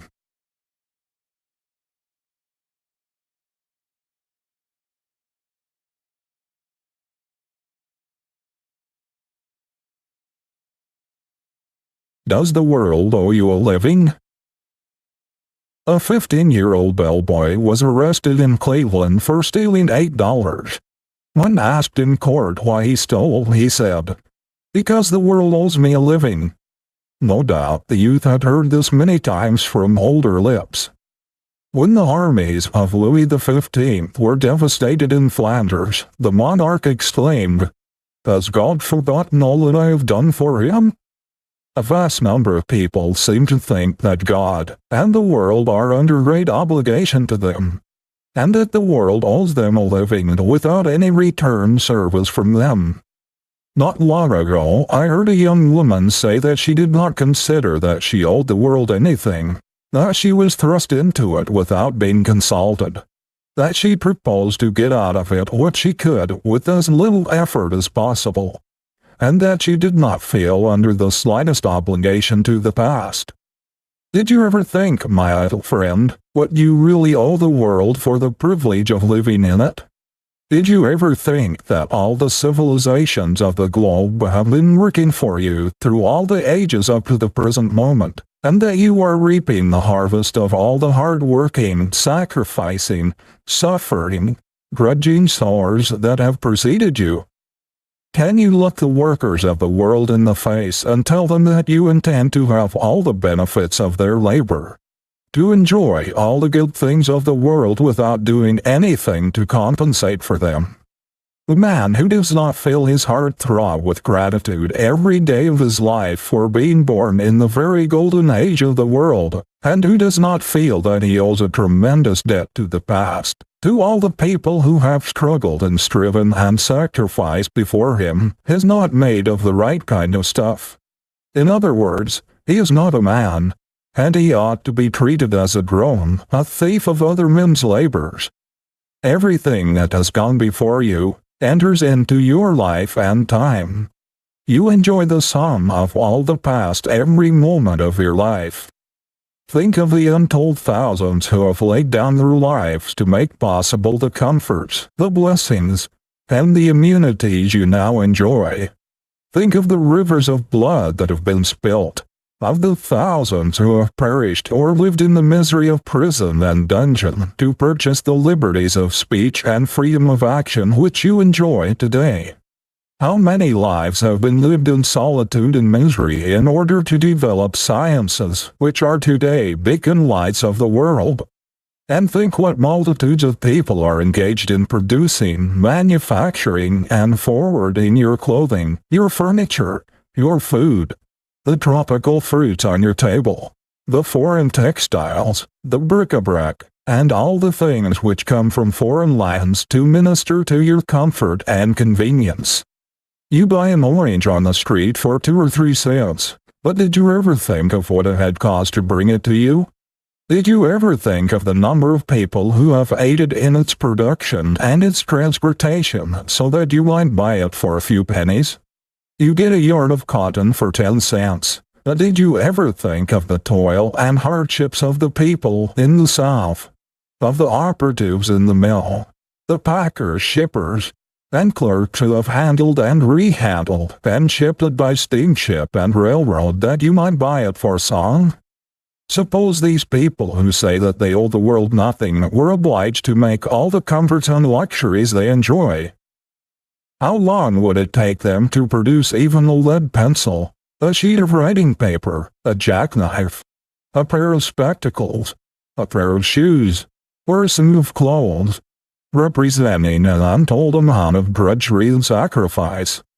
There is toil, struggle, and sacrifice in everything you purchase, everything you enjoy. How many thousands of people have worked like slaves to make it even possible for you to ride on a railroad or on a steamship? And how many lives have been sacrificed in order to reach the perfection and safety attained by modern trains and steamers, and to enable you to enjoy the comforts and luxuries which they provide? Wherever you go, tens of thousands of people have been preparing the way and getting things ready, guarding against danger, saving you trouble and drudgery. And yet you say that you do not consider yourself in debt to the world. If all the workers and all the wealth of the world today had been employed for thousands of years for your special benefit, to prepare for your reception upon the earth, they could not have provided the comforts, the conveniences, the facilities, the amenities, the luxuries which you found waiting for you when you were born, and for which you gave not even a penny or a thought. And yet you say that the world owes you this and the other, and that you owe it nothing. Did you ever think, my idle friend, that there are some things which are not purchasable with money? Do not deceive yourself by thinking that you will get something for nothing. All the laws of the universe are fighting such a theory. You must open an account with the world personally. No one else can pay the debt you owe. Whatever money or advantages your father or anyone else gets by his own efforts, nature has stamped untransferable. The law of the universe recognizes only one legal tender, and that is personal service. Whatever you get of real value you must pay for. The things that are done for you are delusions. You are a personal debtor to the world. When you were born, civilization opened an account with you. On one side of the ledger you find John Smith, debtor to all the past ages for the sum total of the results of the toil of the men and women who have lived and toiled before him, debtor to the privations, the sufferings, and the sacrifices of those who have bought freedom from bondage, immunity from slavery, emancipation from drudgery. You are debtor to all the inventions that have ameliorated the hard conditions of mankind and which have emancipated you from the same hard drudgery and stern conditions, the same narrow, limited life of your prehistoric ancestors. Who are you, Mr. Idler, that you claim of living from the world, when you have not earned the clothing you have on your back or the shelter which covers your head? Why should tens of thousands of people drudge and endure hardships and privations to produce all of the useful things, the beautiful things, the luxuries for you to enjoy without effort? You say the world owes you a living. What if the sheep should refuse to furnish its wool to cover your lazy back? The earth refused to produce crops to fill your lazy stomach. The army of laborers refused to let you take all the good things out of the world's great granary without putting anything back.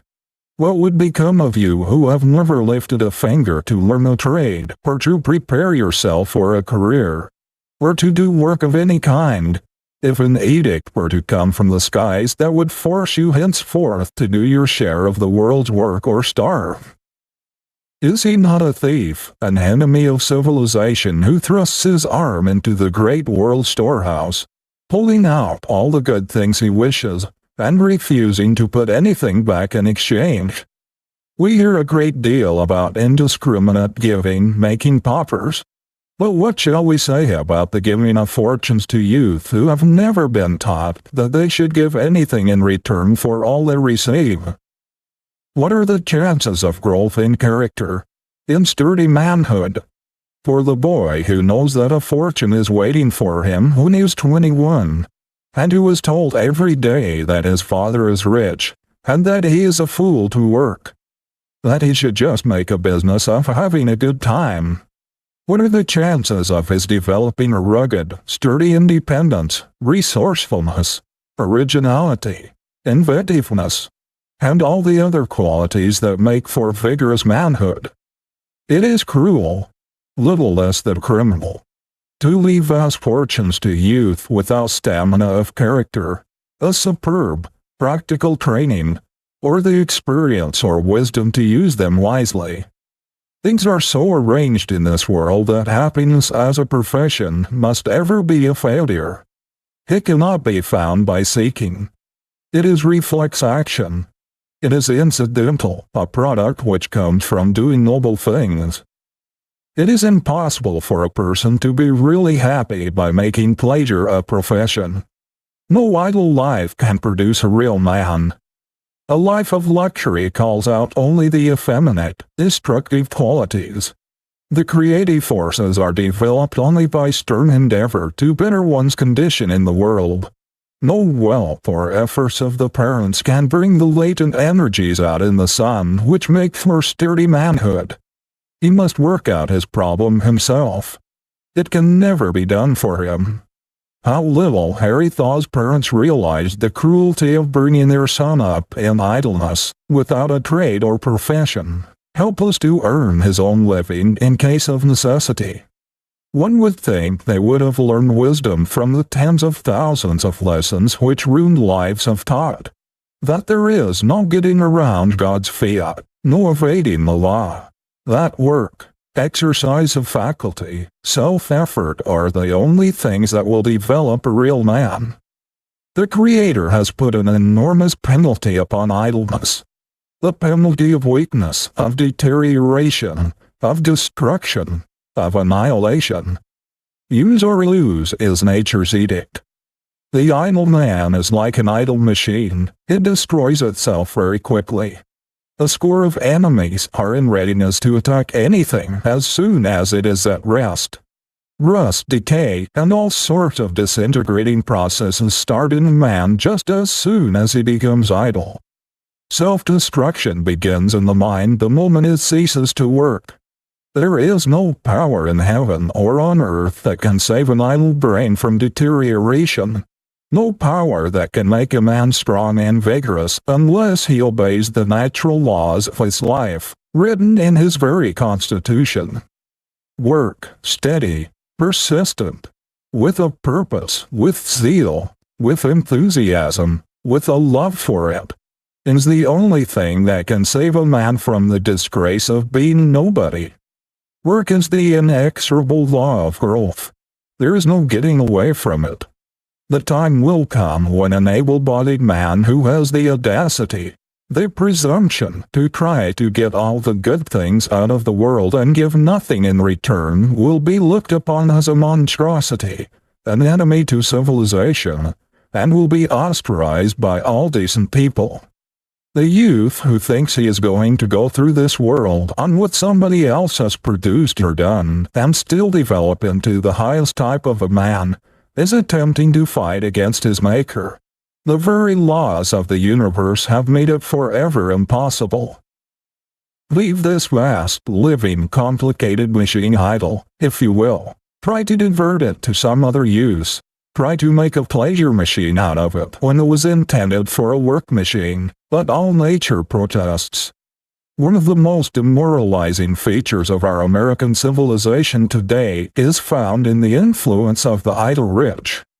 Great human drones, who refuse to work, but who demand the best products of other men's labor and brains.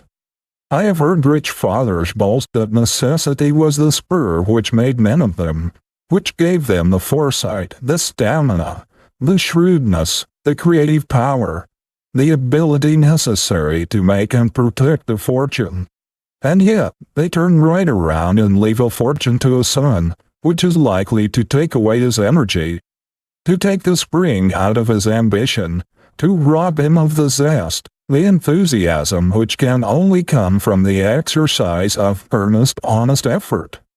No man is so rich, no matter how honestly he got his money, as to be able to confer immunity from work upon his offspring.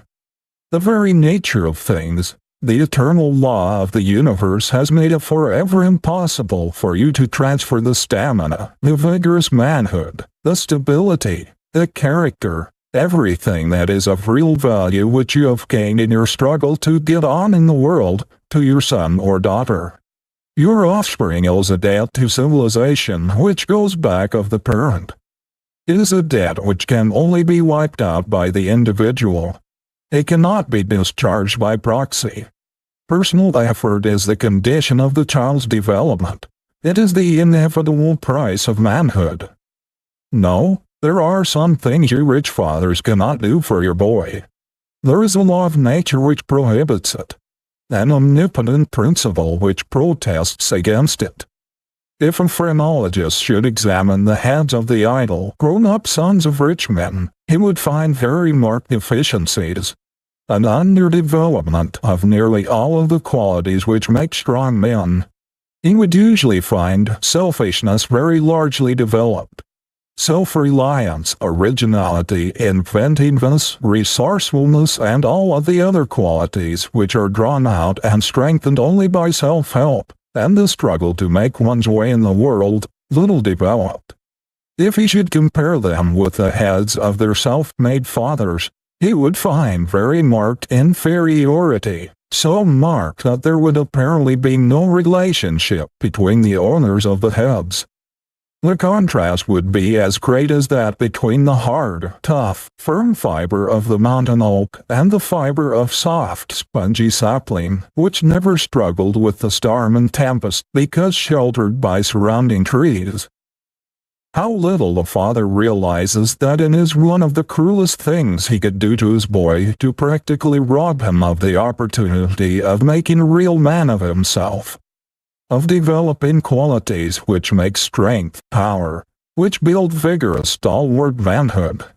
There is something about the actual making of one's way in the world, of burning behind one all bridges which others have built, throwing away all crutches and refusing to lean, to be boosted, refusing all assistance and standing erect upon one's own feet, thinking his own thoughts, fighting his own battles, bringing out his own latent possibilities by actual exercise, bringing into action every bit of one's inventiveness, resourcefulness, ingenuity and originality, tact, that makes a man strong, vigorous and stalwart, which indicates that this is the normal life of a man, the only life which can develop the true man.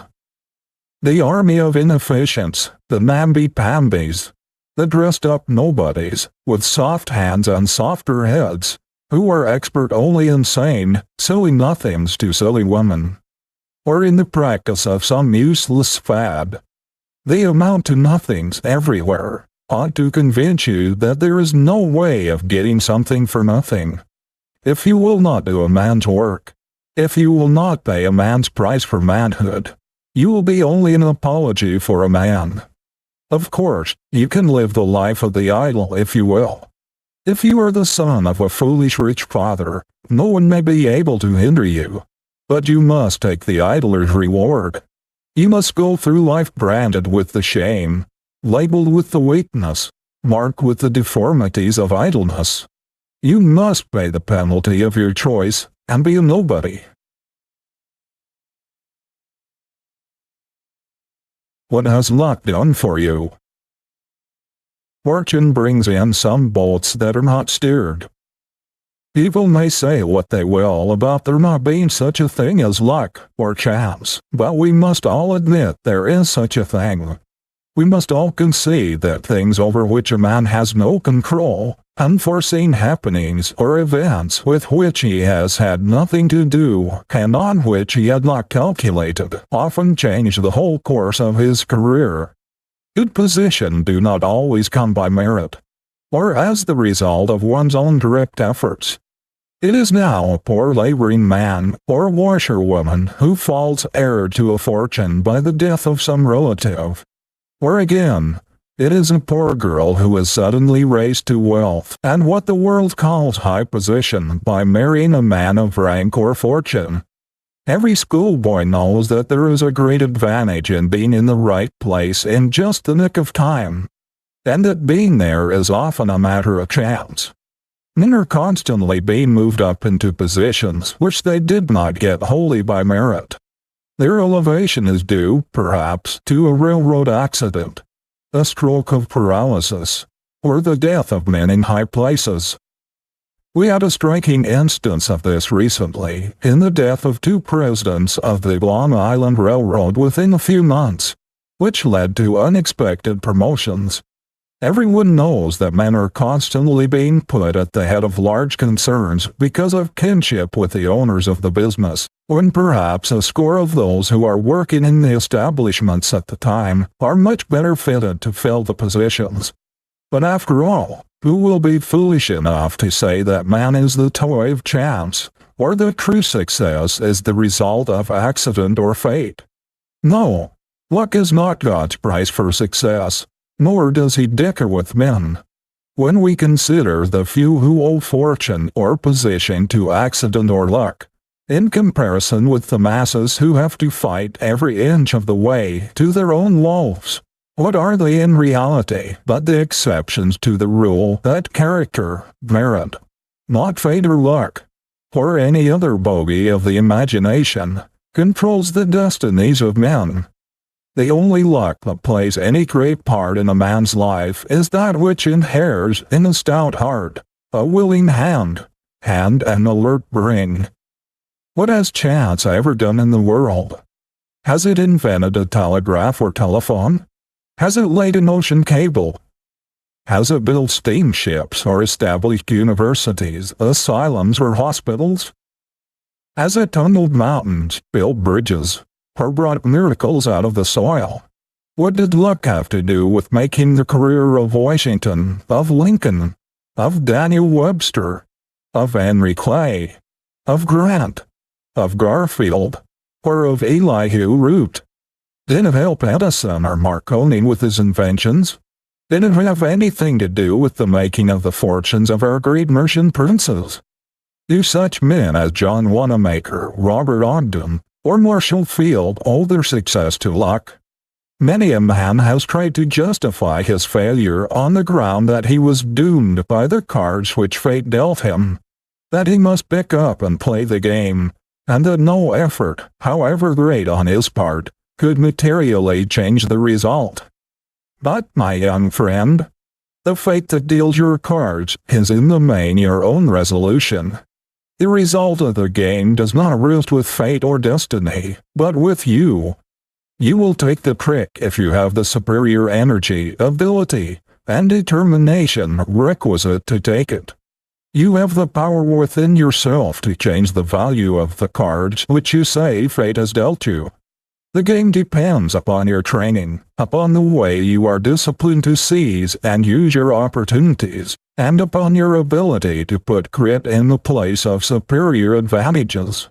Just because circumstances sometimes give clients to lawyers and patients to physicians, put commonplace clergymen in uncommon pulpits, and place the sons of the rich at the head of great corporations, even when they only have average ability and scarcely any experience, while poor youths with greater ability and more experience often have to fight their way for years to obtain ordinary situations. Are you justified in starting out without a chart or in leaving a place for luck in your program? What would you think of a captain of a great liner who would start out to sea without any port in view, and trust to luck to land his precious cargo safely? Did you ever know of a strong young man making out his life program and depending upon chance to carry out any part of it? Men who depend upon luck do not think it worthwhile to make a thorough preparation for success. They are not willing to pay the regular price for it. They are looking for bargains.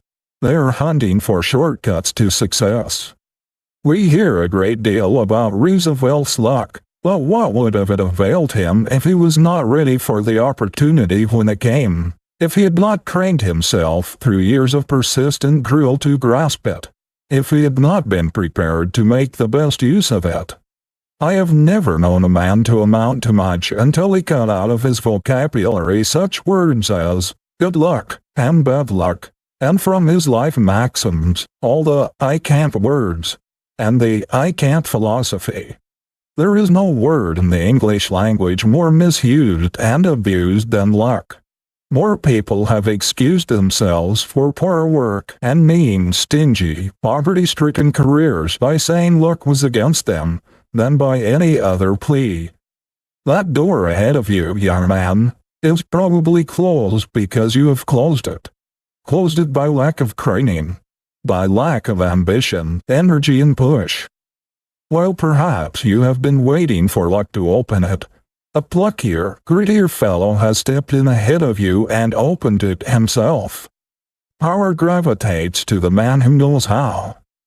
Luck is the tide, nothing more. The strong man rows with it if it makes toward his port. He rows against it if it flows the other way.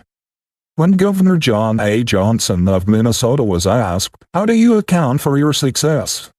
he answered simply, "I just tried to make good." You will find 999 times out of 1,000 that the man who tries to make good is the lucky man. Young Johnson had to fight against poverty, heredity, and environment. Everything that can be put forward as an excuse for bad luck or no chance. Yet in his hard battle with fate, he never once faltered or whined or complained that luck was against him.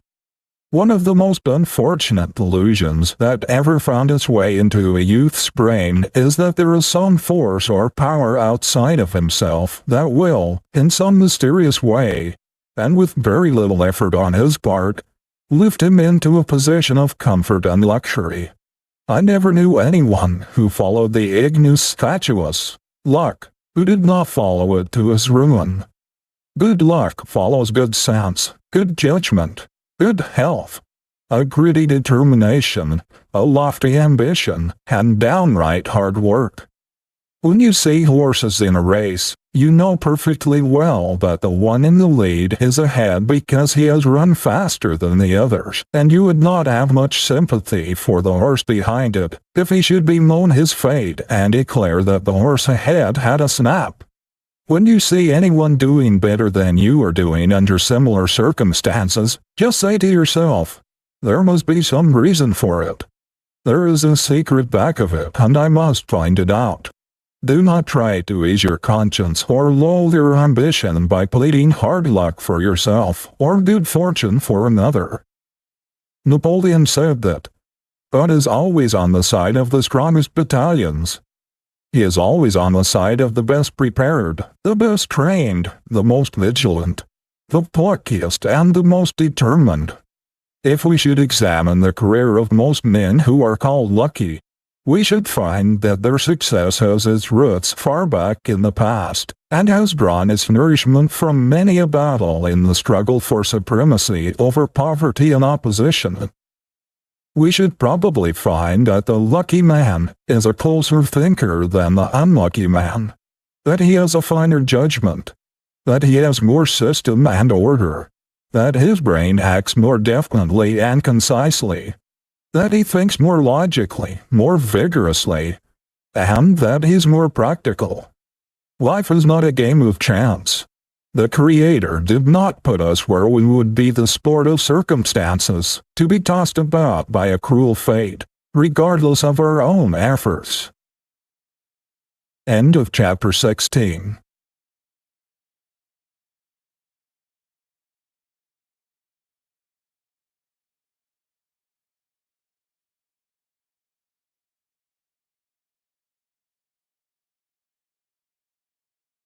Success with a flaw. Just now the American people are receiving some painful lessons in practical ethics, said President Nicholas Murray Butler recently. They are having brought home to them with severe emphasis the distinction between character and reputation.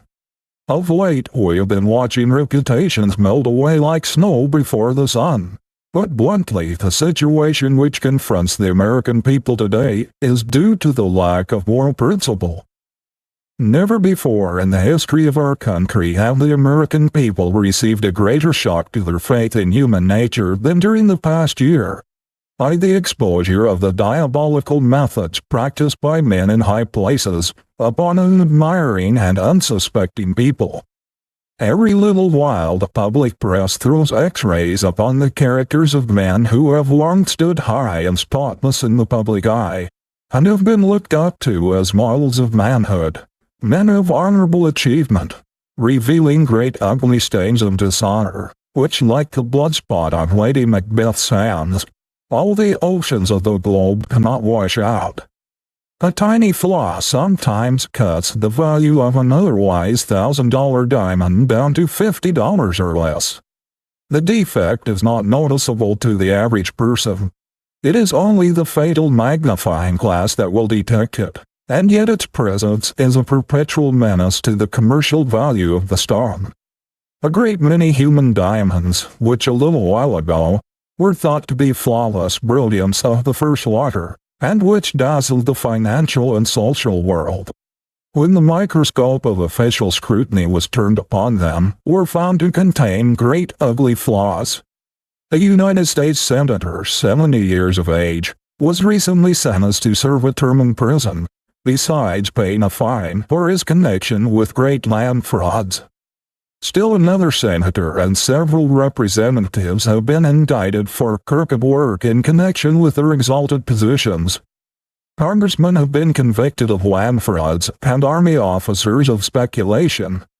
The exposure of post office contracts and the notorious Cotton Statistics leak, not long ago, showed that minor officials had sold themselves to manufacturers and Wall Street brokers. Think of the men at the head of great public trusts juggling with sacred funds, not only taking for themselves from hard-earned savings of the poor salaries 2 or 3 times as great as that of the President of the United States, but also giving enormous salaries to a large number of their relatives out of these same sacred funds of those who have struggled for years to make possible a better condition for those who should survive them. Think of their paying out hundreds of thousands of dollars for secret services of suspicious nature, and using trust funds to effect stock manipulations for private gain. Was there ever before such a shameful story spread before Americans? Were people ever before so mercilessly betrayed by men they looked up to, admired, and implicitly trusted? Never before has there been such colossal stealing carried on so brazenly and openly by men in high positions. Some of these men, when they appeared in public a year ago, were applauded to the echo. Wherever they went they were followed by admiring crowds. Some months ago I saw one of them, a man who has been for many years a great public favorite, at a reception in the White House. He was pointed out by guests and seemed to attract almost as much attention as the president himself. People seemed to regard it as a great honor to be introduced to him. Now he would hardly dare to appear before an audience for fear of being hissed.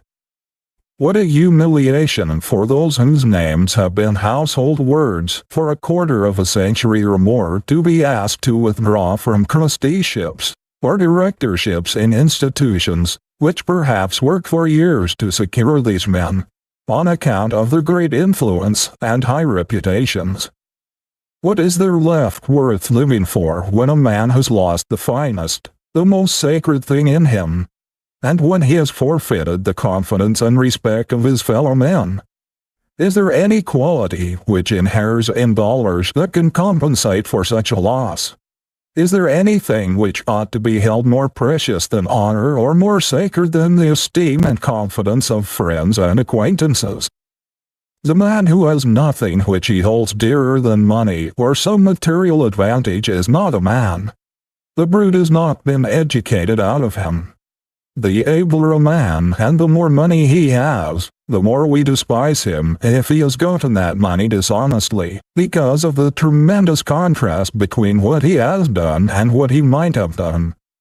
What the world demands of you, whatever your career, whether you make money or lose it, whether you are rich or poor, is that you be a man. It is the man that gives value to achievement. You cannot afford success with a fly in it. You cannot afford to have people say of you, "Mr. Blank has made money, but there is a stain on it. It is smirched. It has cost him too much. He exchanged his manhood for it." Every human being has it within his power to keep the foundation under him, his manhood, absolutely secure under all circumstances. Nothing can shake that but himself. The citadel can never be taken until he himself surrenders the keys. Calumny, distraction, slander, or monetary failure cannot touch this sacred thing.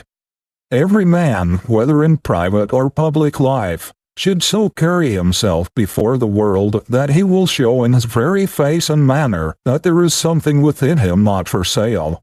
Something so sacred that he would regard the slightest attempt to debauch it as an unpardonable insult. He should so carry himself that no one would even dare to suggest that he could be bought or bribed. Who was so corrupt during the Civil War that he would have dared to attempt to bribe Abraham Lincoln? There was something in that face that would have cowed the hardest character. Who would be bold enough to presume to bribe our present president?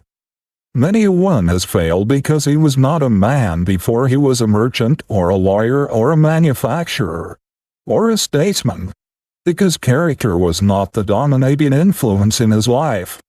If you're not a man first, if there is not a man behind your book, behind your sermon, behind your law brief or your business transaction, if you are not larger than the money you make, the world will expose and despise your pretense and discount your success. History will cover up your memory no matter how much money you leave. That is the lesson of the startling disclosures of late. These men whose reputations have melted away so rapidly, men who have had such a drop in the public regard, were not real men to start with.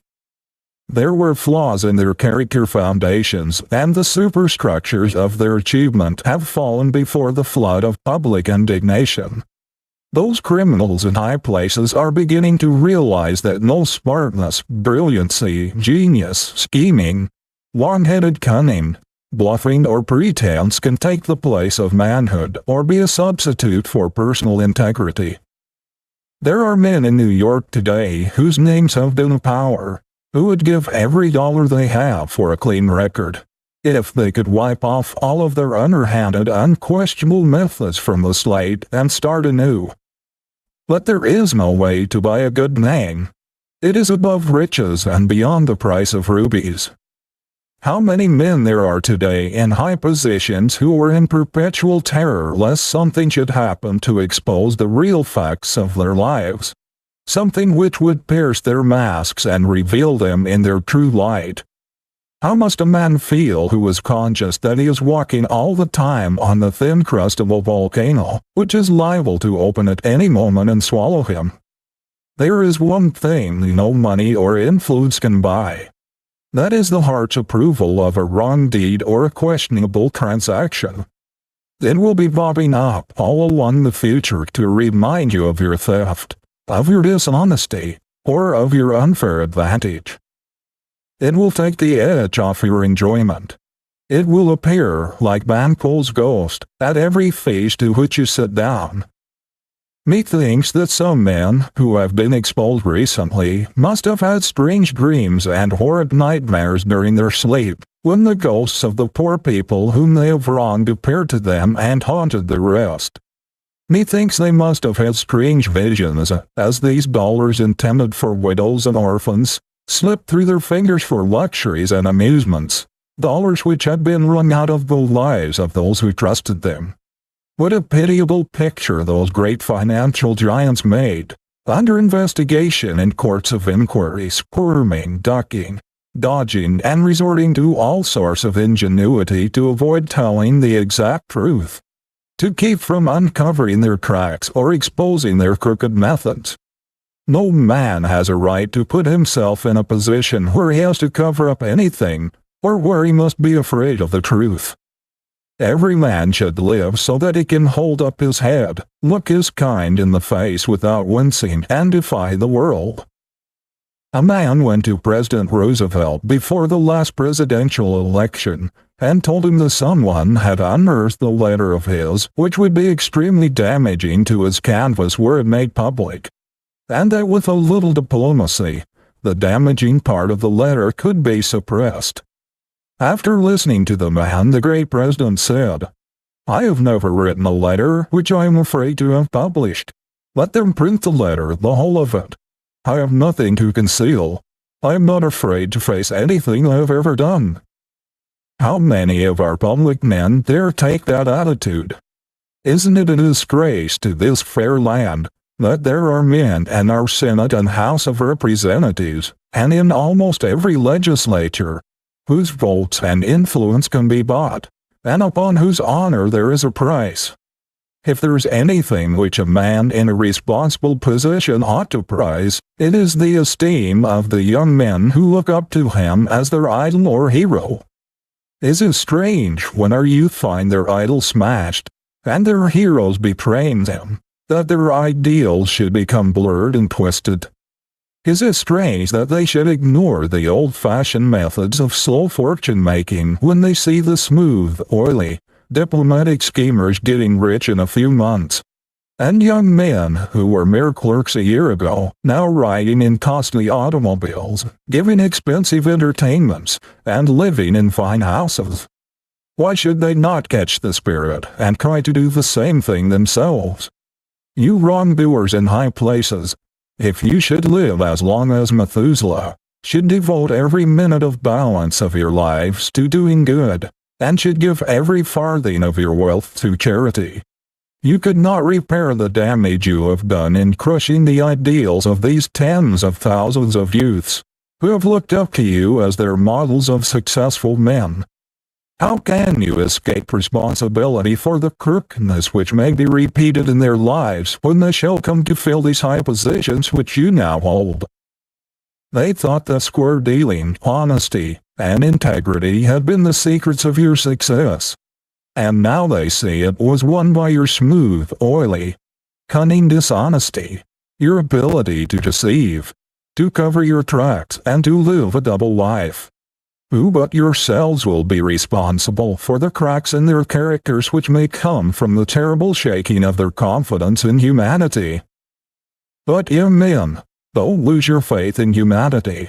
Don't let your fallen idol shake your faith in your fellow man, for the great majority of people are honest. Let these terrible examples that have been recently held up to you make you all the more determined to build your own superstructure on the eternal rock of right and justice. Let the man in you stand out so boldly in every transaction that the deed or task you do, however great, will look insignificant in comparison. Get what you can and keep your own good name, not a penny more. $1 more than that would make your whole fortune valueless. If there is a pitiable side in the world, it is that of a man with executive ability, sagacity, and foresight to make a clean fortune. yet using his energies and abilities in making a dirty one. A fortune which denounces and condemns him, and is a perpetual disgrace to himself and his family. The right ought to thunder so loudly in a man's ears, no matter what the business or transaction in which he is engaged, that he cannot hear the wrong or baser suggestion. Men have two kinds of ambition, one for dollar-making, the other for life-making. Some turn all their ability, education, health and energy toward the first of these, dollar-making, and call the result success. Others turn them toward the second, into character, usefulness, helpfulness, life-making, and the world sometimes calls them failures, but history calls them successes. No price is too great to pay for an untarnished name. The highest service you can ever render the world, the greatest thing you can ever do, is to make yourself the largest, completest, and squarest man possible. There is no other fame like that, no achievement like that.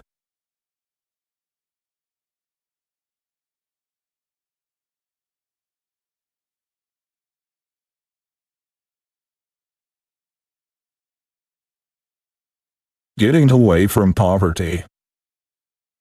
Those who have the misfortune to be rich men's sons are heavily weighted in the race, says Andrew Carnegie. The vast majority of rich men's sons are unable to resist the temptations to which wealth subjects them, and they sink to unworthy lives. It is not from this class that the poor beginner has rivalry to fear. The partner's sons will never trouble you. The poor boys, much, but look out for some boys poorer, much poorer than yourselves, whose parents cannot afford to give them any schooling. Do not challenge you at the post and pass you at the grandstand.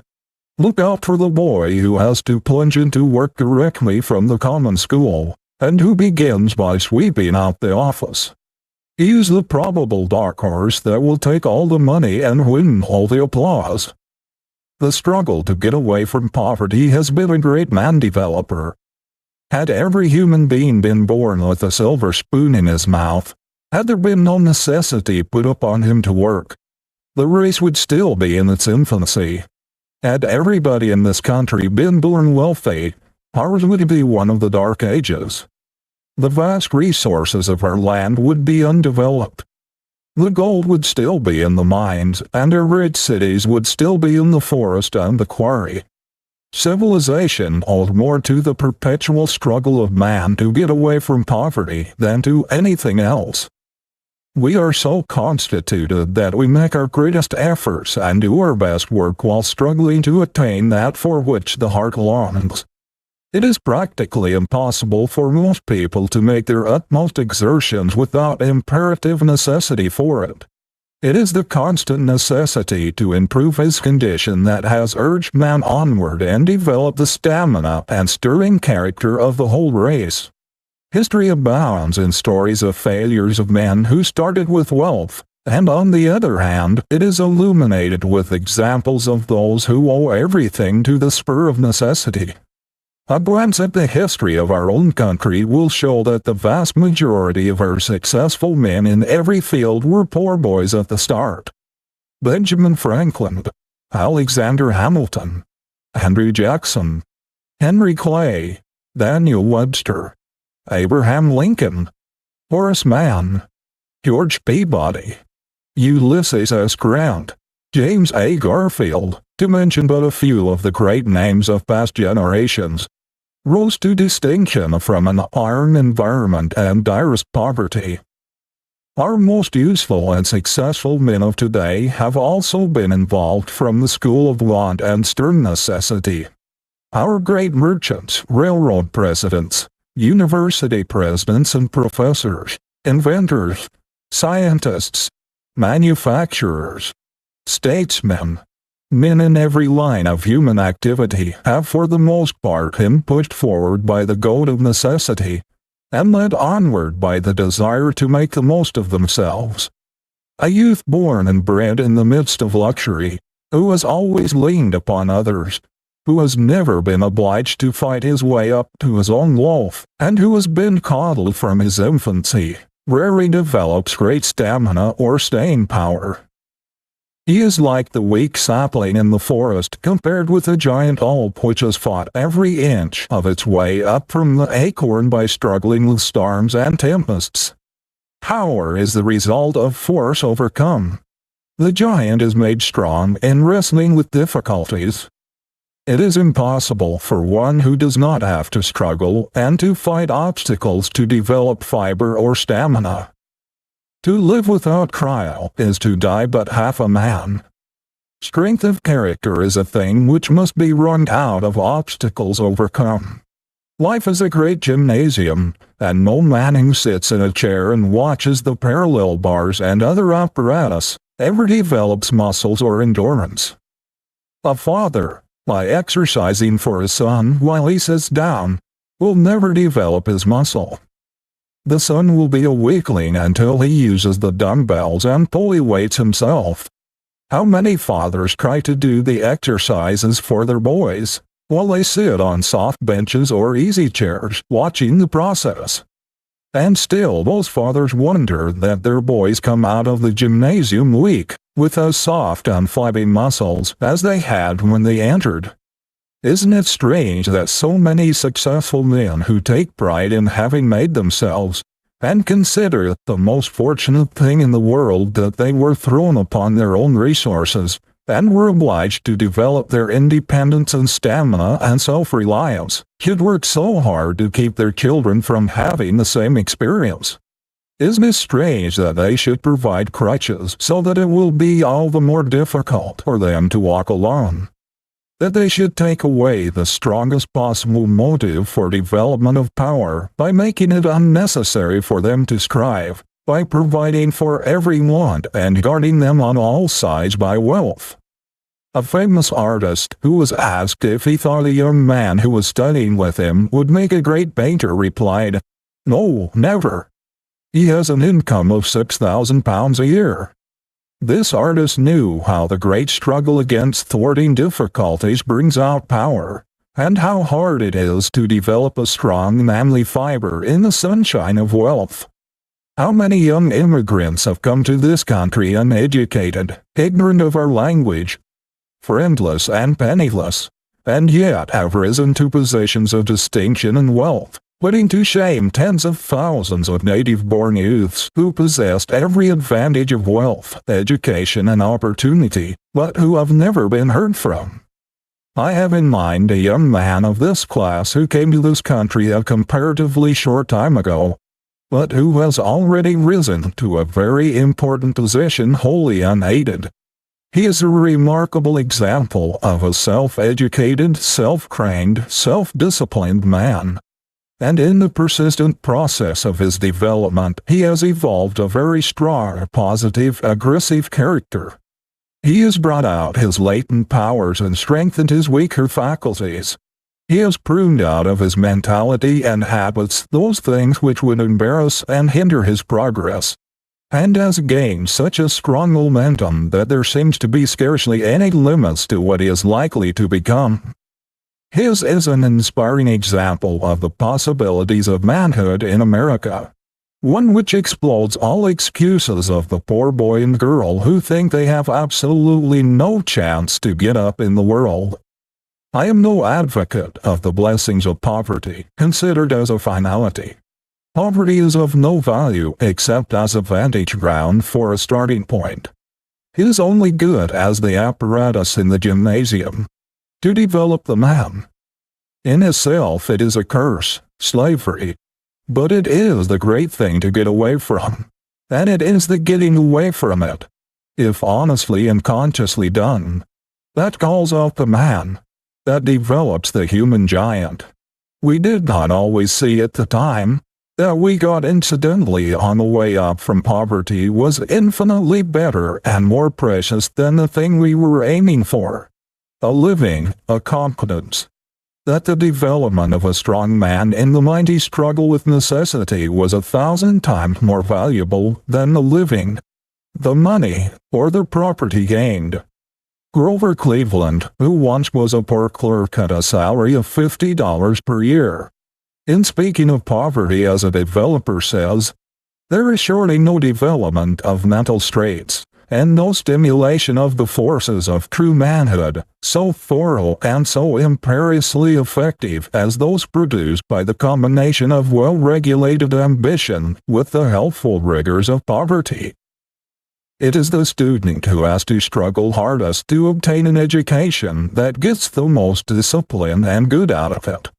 Boys who are born scholars, and who only need to read a lesson over to know it and to be able to pass an examination upon it, do not derive half so much from their college course as do those who have to fight hard for everything they get.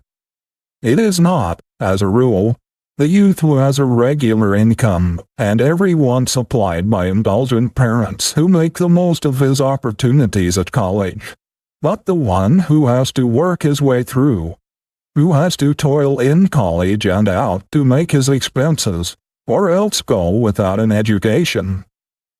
What would the average youth do if he were not compelled by necessity to work? If he were not obliged to exert himself in order to get the thing he wants? If he already has all he wants, why should he struggle for more? Not 1 in 10,000 would go through the struggle with poverty, the wrestling with necessity, just to produce character and make himself a stronger man. But he would do it for selfish reasons, to satisfy his ambition and get that which he longs for himself and those he loves. I am not wasting my sympathy on the children of the poor, says U.S. Senator J.P. Dolliver, once a poor boy himself.